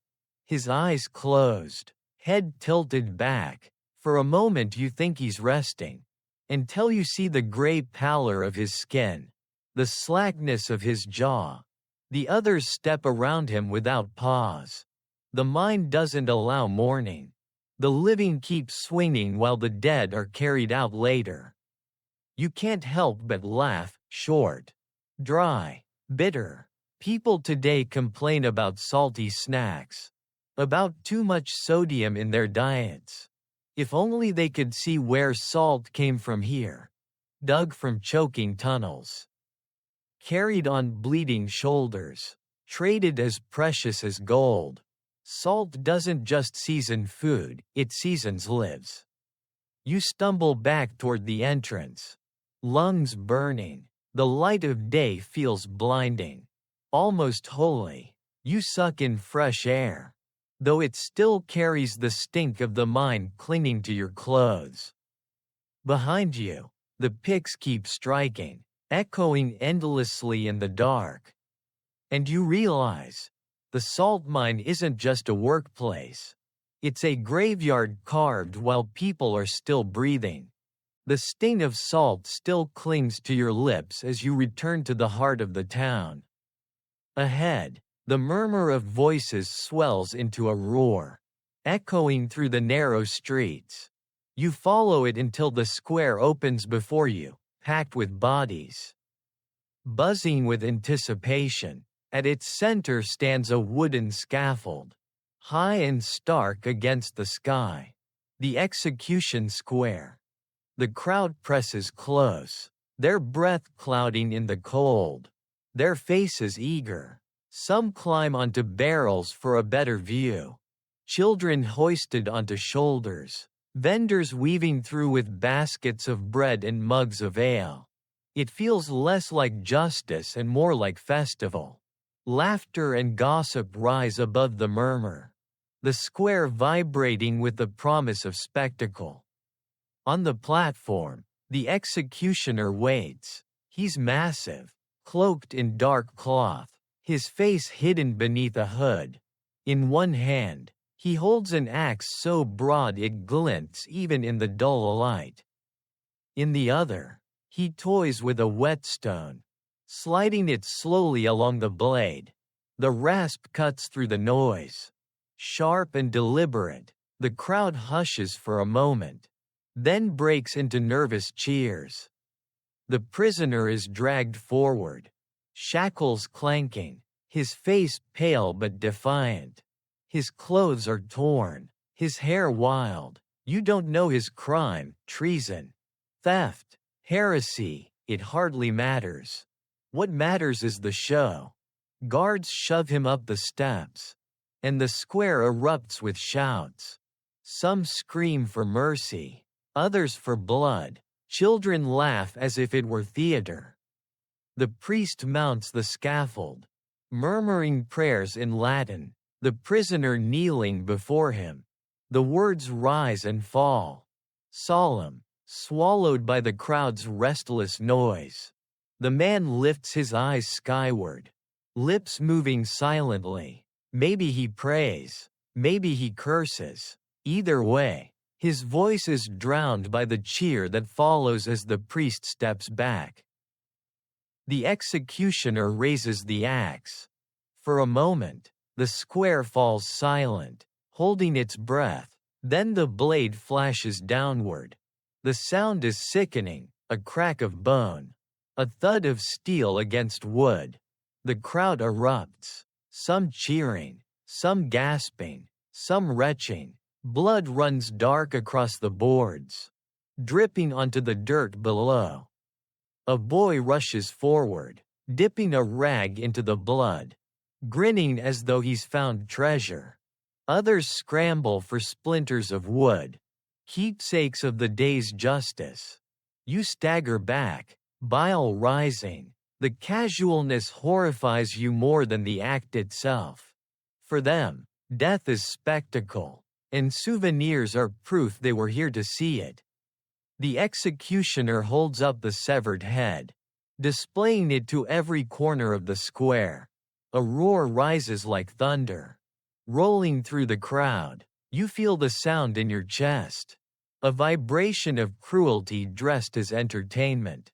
The head is tossed into a basket, the body dragged aside. Already, the crowd is turning back to vendors, to gossip, to laughter. Justice is over, the fair resumes. Historians still debate whether executions were deterrents or distractions. Looking around, you know the answer: both. Fear keeps people in line, but spectacle keeps them entertained. It's not just law, it's theater with blood for props. You can't help but laugh bitterly. Shaking your head, people today binge crime dramas, true crime podcasts, courtroom shows. They crave justice as entertainment too. just cleaner. Polished, without the stink of blood in the air. Here, it's raw, immediate, and final. As you leave the square, the scaffold looms behind you, dripping quietly onto the earth. The crowd disperses, already hungry for the next show. And you realize, in the Middle Ages, justice didn't whisper from a gavel. It shouted from a blade. The execution square still hums in your ears. But another smell soon cuts through the memory of blood, smoke. Sharp and oily, you follow it toward the outskirts, where a crowd gathers once more, this time around a towering pile of wood stacked high. At its center, bound to a stake, stands a figure, the burning pyre. The logs are piled carefully, thick at the base.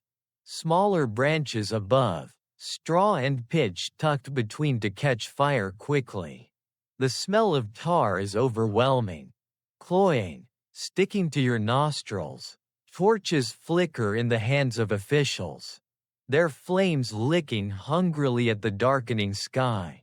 The crowd presses in, their breath a low murmur. Part fear, part excitement. The condemned shifts against the ropes binding their arms. It's a woman, hair wild, eyes blazing with something between terror and defiance. Her dress is torn, her face streaked with soot. Some whisper witch, others murmur heretic. The exact charge hardly matters. Here, the fire decides.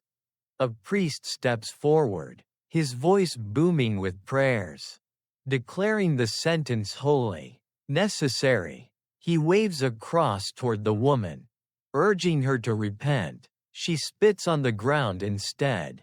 A ripple of gasps moves through the crowd. The priest frowns but continues, words drowned by the growing roar of voices. The torches touch the straw, and flames leap upward instantly. Crackling, snapping, heat slams against your face, forcing you back. The smell changes, wood first, then fabric, then flesh. It's thick, nauseating, impossible to ignore. The woman screams, high and piercing, thrashing against the ropes as the fire curls upward. The crowd shouts louder, some cheering, some crossing themselves, some weeping. Children gape wide-eyed, clinging to their mothers. A man laughs harshly, shouting insults. Another woman hides her face in her hands. Every emotion collides here, horror, glee, fear, relief. The pyre is not just punishment. It's theater, religion, and terror all bound in flame. The fire roars higher, sparks flying into the night. The woman's cries falter, breaking, then fall silent. The crackling takes over, wood splitting, rope snapping. The crowd watches still, eyes reflecting the glow. No one looks away. You cover your mouth, the smoke clawing down your throat. Your eyes stain, watering until the scene blurs. Still, the smell burns in your chest. Historians still debate how often heretics or witches were actually burned. But standing here, the debate feels hollow. Once is enough to sear it into memory forever. When the flames die, only charred wood and ash remain. The figure collapsed inward. Officials poke the embers, ensuring nothing stirs. The crowd begins to disperse, voices buzzing with excitement and relief. For them, the fire has cleansed the community. For you, it has scarred the night. You chuckle weakly, bitterly. People today talk about cancel culture, about public shaming online, but compared to this, a trending hashtag is mercy. Here, dissent is answered with fire that eats flesh, with smoke that lingers long after the crowd has gone home. As you step away, the pyre crackles faintly behind you, smoke curling upward into the black sky. And you realize, in the Middle Ages, fear didn't just keep order. It burned bright enough to light the night. The smoke of the pyre drifts away, replaced by air so sharp it stings your lungs. Winter has seized the land. You follow a line of wearied travelers toward a wide river. Its surface a sheet of ice glinting in the pale sun, the frozen river crossing. At first glance, it looks solid, white and unbroken, but as you draw nearer, the truth reveals itself, cracks snaking across the surface, water bubbling darkly in the gaps, the sound of shifting ice echoing like distant thunder. Horses snort nervously, their hooves stamping, steam billowing from their nostrils. The travelers murmur prayers, clutching cloaks tighter, staring at the path they must take. A man steps forward first, testing the ice with a pole. He presses, listens, then waves the others on. They begin their march, boots crunching, sleds creaking. Each step sounds too loud, as though the river listens and waits. The air is filled with the groan of shifting ice and the hiss of water pushing beneath. You follow, each breath frosting in the air. The cold bites through boots, numbing toes, creeping upward. The surface is slick, your balance fragile. Around you, children cling to parents, eyes wide with fear, their voices hushed. A dog slips, scrabbling at the ice, claws clicking frantically. Laughter breaks out briefly, nervous and sharp, before silence returns. Halfway across, the sound changes. A crack, long, jagged, spreading. People freeze, holding their breath. The ice beneath your feet trembles. Water surging up through a seam. A man curses, pulling his horse forward, urging it to move faster. The animal balks, then plunges ahead, hooves skidding dangerously. Suddenly, a section gives way. A cart tips, plunging into the black water. Screams erupt as men rush to pull it back, but the river swallows it whole. The horse thrashes wildly, eyes rolling white, before it vanishes beneath the ice. The hole seals partially, leaving only bubbles rising through cracks. The silence that follows is more terrifying than the screams. The line continues forward, faster now, desperation driving them. You stumble, heart pounding, imagining the water beneath, dark, freezing, endless. Falling in would mean death within minutes. The current would drag you down before you could cry out. The river doesn't forgive mistakes. Historians still debate how often people risked crossings like this in winter. Yet here, it feels inevitable. Trade, travel, survival, everything demanded risk. And the frozen river was sometimes the only road available. At last, the far bank looms closer. Travelers scramble onto solid ground, collapsing in relief, stamping their feet to chase warmth back into limbs. Children cry softly, women whisper prayers of thanks.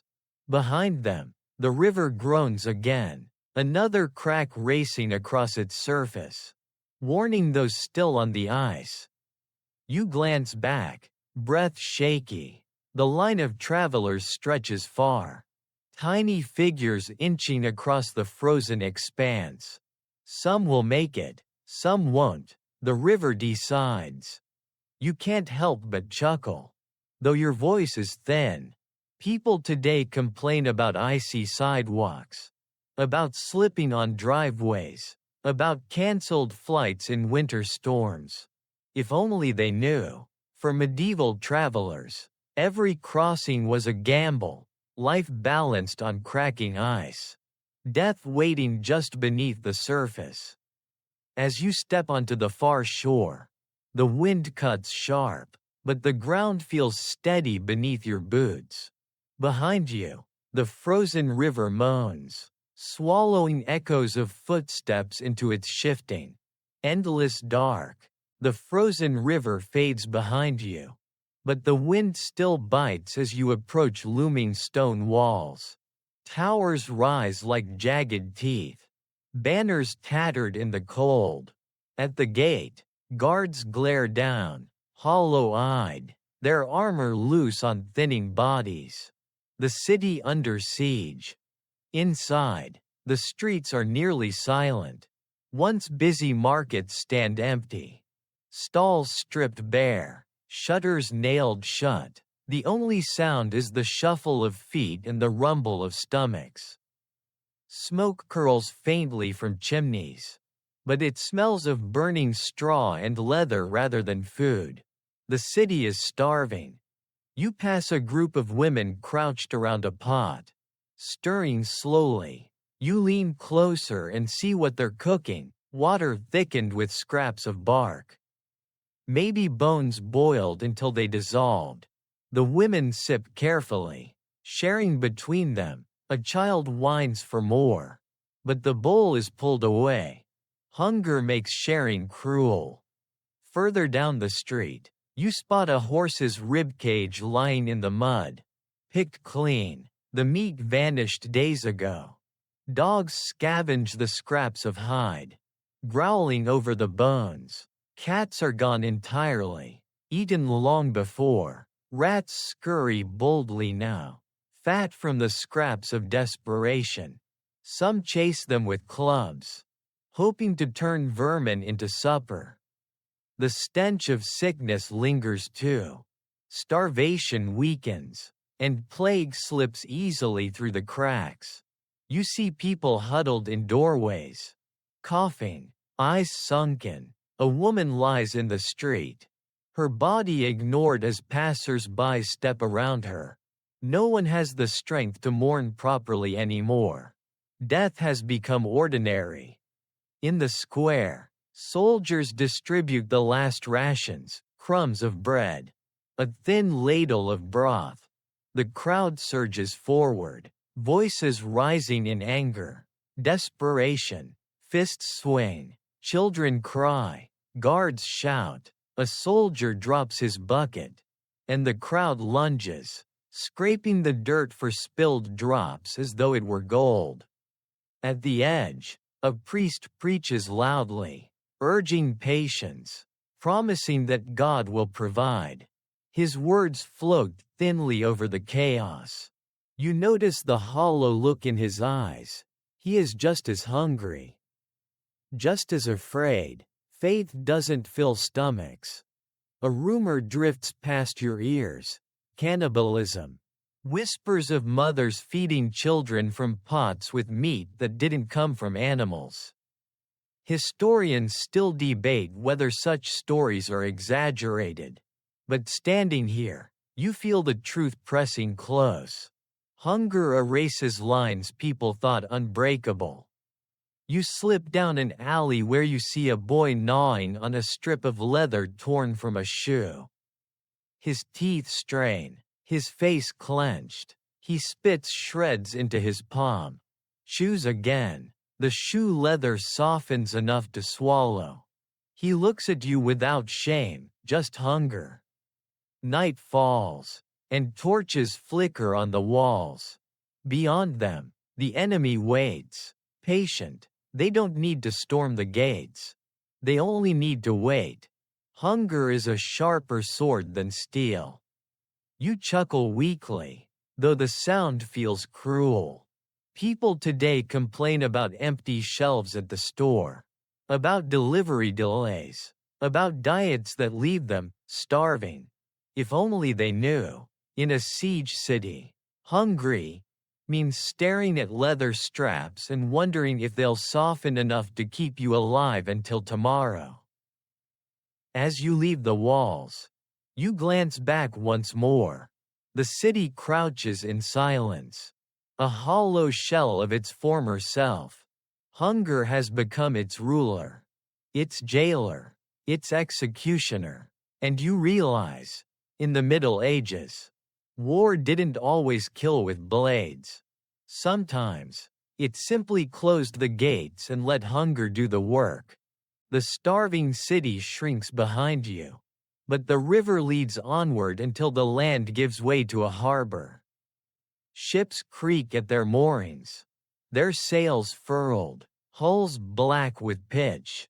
Dockworkers shout hoarsely, loading barrels and sacks across swaying gangplanks. You step onto one of the vessels, its timbers groaning as though it resents the weight. The ship of misery. The deck is crowded already, sailors shouting, passengers clutching bundles, livestock bleeding in cages. A pig squeals as it's shoved into a pen. Chickens flap wildly in woven baskets. The smell of tar and fish mixes with manure, sour ale, and sweat. Already, your stomach tightens. This isn't a voyage of adventure. It's survival strapped together with rope. You descend into the hold, ducking your head under beams slick with salt. The air is thick, stale, unmoving. Crates and barrels line the walls. But between them people huddle in the gloom, pressed shoulder to shoulder. Families crouch on rough planks. Children coughing, eyes wide with seasickness before the ship even moves. A man retches into a bucket that's already nearly full, the stench heavy enough to choke you. The ship lurches as the crew casts off, and the darkness sways. The floor tilts beneath your feet, your stomach rolling with it. Around you, groans rise as passengers clutch their bellies. Eyes glazed. There's no fresh air here. No space to escape. Just bodies, heat, and sickness sloshing together in the dark. Days blur quickly. The food is hard biscuit, mold already blooming on the edges, and salted fish so dry it splinters between your teeth.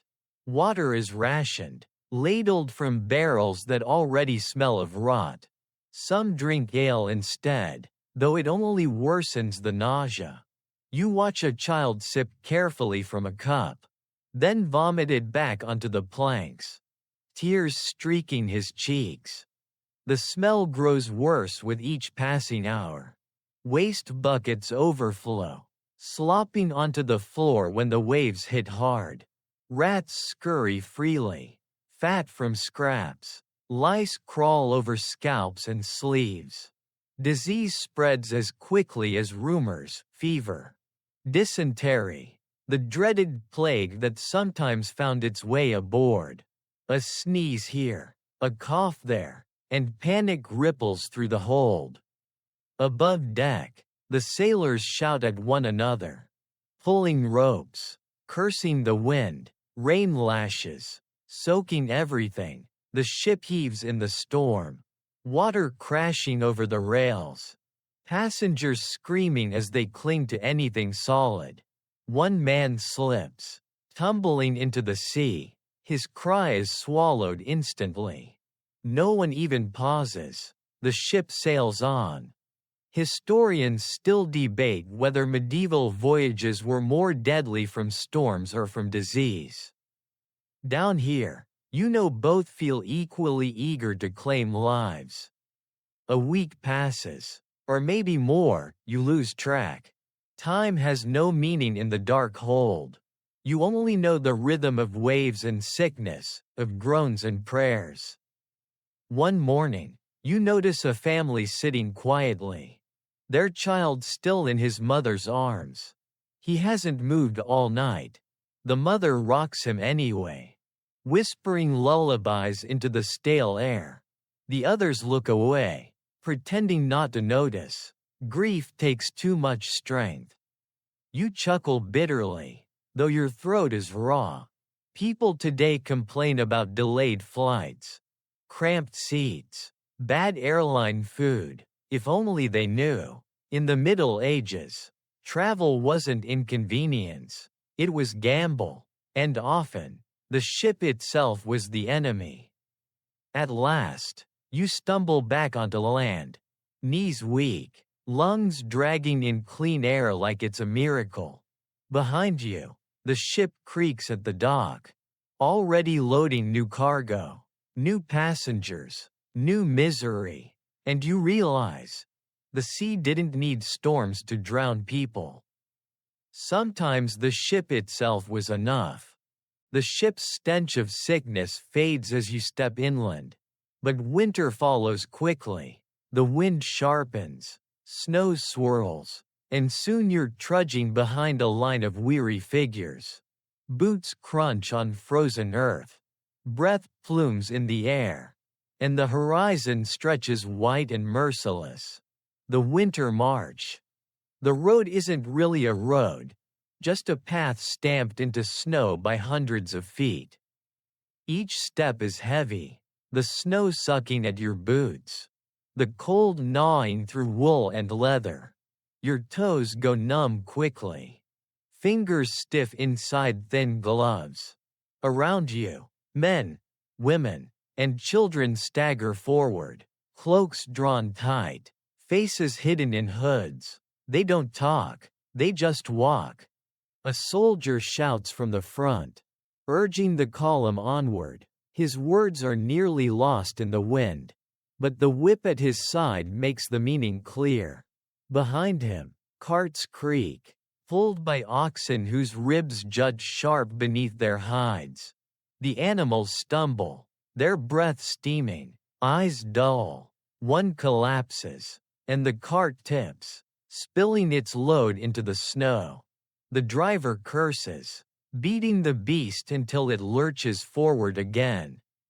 Food is scarce. You see people chewing on strips of dried leather, softening it in their mouths until it becomes swallowable. Others clutch crusts of bread so hard it shatters when bitten. A child whimpers for water, but the skin is frozen solid. The liquid inside turned to ice. His mother chips at it with a knife, scraping shavings into the boy's mouth. He sucks them greedily, shivering. The snow muffles sound, but not enough to hide the coughs, the groans, the occasional scream when someone stumbles and doesn't rise. Those who fall are dragged briefly, then left when the march must continue. The snow covers them quickly, erasing them as if they were never there. You glance at the faces around you, lips cracked, eyes sunken, cheeks raw with windburn. Some look dazed, as if walking in a dream. One man mutters constantly under his breath, words slurred by exhaustion. A woman stares straight ahead, clutching a bundle that might be a baby, though it's hard to tell if it still moves. At night, the march halts in a grove of bare trees. Fires are lit, but wood is scarce, and the flames sputter low. People huddle together, pressing for warmth. The wind whistles through branches, carrying flakes that sting the skin. Sleep comes in shivers, in fits, broken by the cold that seeps into marrow. You lie awake, staring at the stars, feeling them burn with indifference. Historians still debate whether medieval armies or refugees lost more to cold than to battle. Standing here, you know the cold is the more efficient killer. It doesn't swing a sword. It just waits. In the morning, the march resumes. Feet drag. Boots leave streaks of blood where blisters split open. The snow glitters cruelly in the sunlight. Too bright, too endless. Hunger gnaws. Thirst scratches. Cold numbs. The horizon never grows closer. Only the line of footsteps stretching forward reminds you this is movement, not stasis. You chuckle bitterly, breath clouding in the air. People today groan about winter commutes, about scraping ice off windshields, about heating bills. If only they knew. In the Middle Ages, winter travel wasn't inconvenience, it was endurance, and survival was never guaranteed. As you stumble on, snow crunching beneath boots, you realize the winter march doesn't need enemies to be deadly. The season itself is executioner. The snow of the winter march softens beneath your steps as the path rises toward a hill. At its peak, silhouetted against the gray sky, stands a wooden frame, 3 beams, crossbars, ropes swaying in the wind. The gallows. The hill is bare but for trampled earth and the dark stains of what has come before. A crowd gathers at the base. Their voices hushed this time, not eager, not festive, but heavy. The condemned are led up the slope, hands bound, heads bowed. Their steps drag as though the ground itself resists them. Guards march alongside, faces set like stone. At the crest, the ropes dangle, already tied into loops waiting for necks. One by one, the prisoners are placed on the platform. The executioner adjusts the knots, tightening them with practiced hands. A priest mutters prayers, holding up a cross. Some of the condemned kiss it. Others turn away. Their faces carry every expression: terror, defiance, emptiness. The crowd watches silently, breath steaming in the cold air. The signal is given. The trapdoor slams. The ropes snap taut. Bodies jerk, twist, then fall still. A collective gasp rises from the watchers. Then silence spreads again, broken only by the groan of the ropes in the wind. The hill feels colder than the snow, as though death itself hangs heavy in the air. Children cling to their mothers. Men cross themselves. A dog howls somewhere beyond the field. The bodies sway slowly, back and forth, until they seem less like people and more like shadows. Justice, fear, spectacle, all blur together here. Historians still debate whether gallows were more warning than punishment. But standing here, the truth feels simple. They were both. A message written in rope, meant to linger long after the bodies stopped moving. You smirk faintly, though the sound dies quickly in the still air. People today talk about public shaming on social media, about reputations ruined in the open. But here, shame wasn't digital. It was wood, rope, and silence you could feel in your bones. The crowd disperses slowly, leaving the hill bare except for its grim silhouettes. The ropes creak once more in the wind.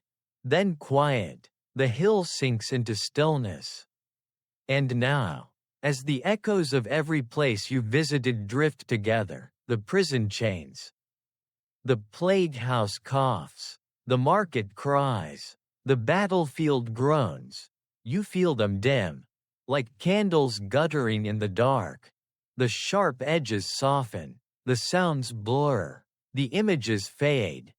Your breath slows, matching the rhythm of wind against grass. The gallows hill recedes, just another shadow in a long night. The voices that once clamored for blood, for bread, for survival now slip away, like whispers you half remember from a dream. The rope sways one last time, then stills. The world falls quiet. And so, your journey through the worst places of medieval life drifts to an end. Let the pictures fade from your mind. Let the noise soften into nothing. Let the cold air warm into comfort. Close your eyes. Release the weight of stone walls. Hunger, smoke, and frost. Let them dissolve. carried off on a gentle breeze. Rest now, safe and far from gallows, fire, or plague. End of script. Sweet dreams.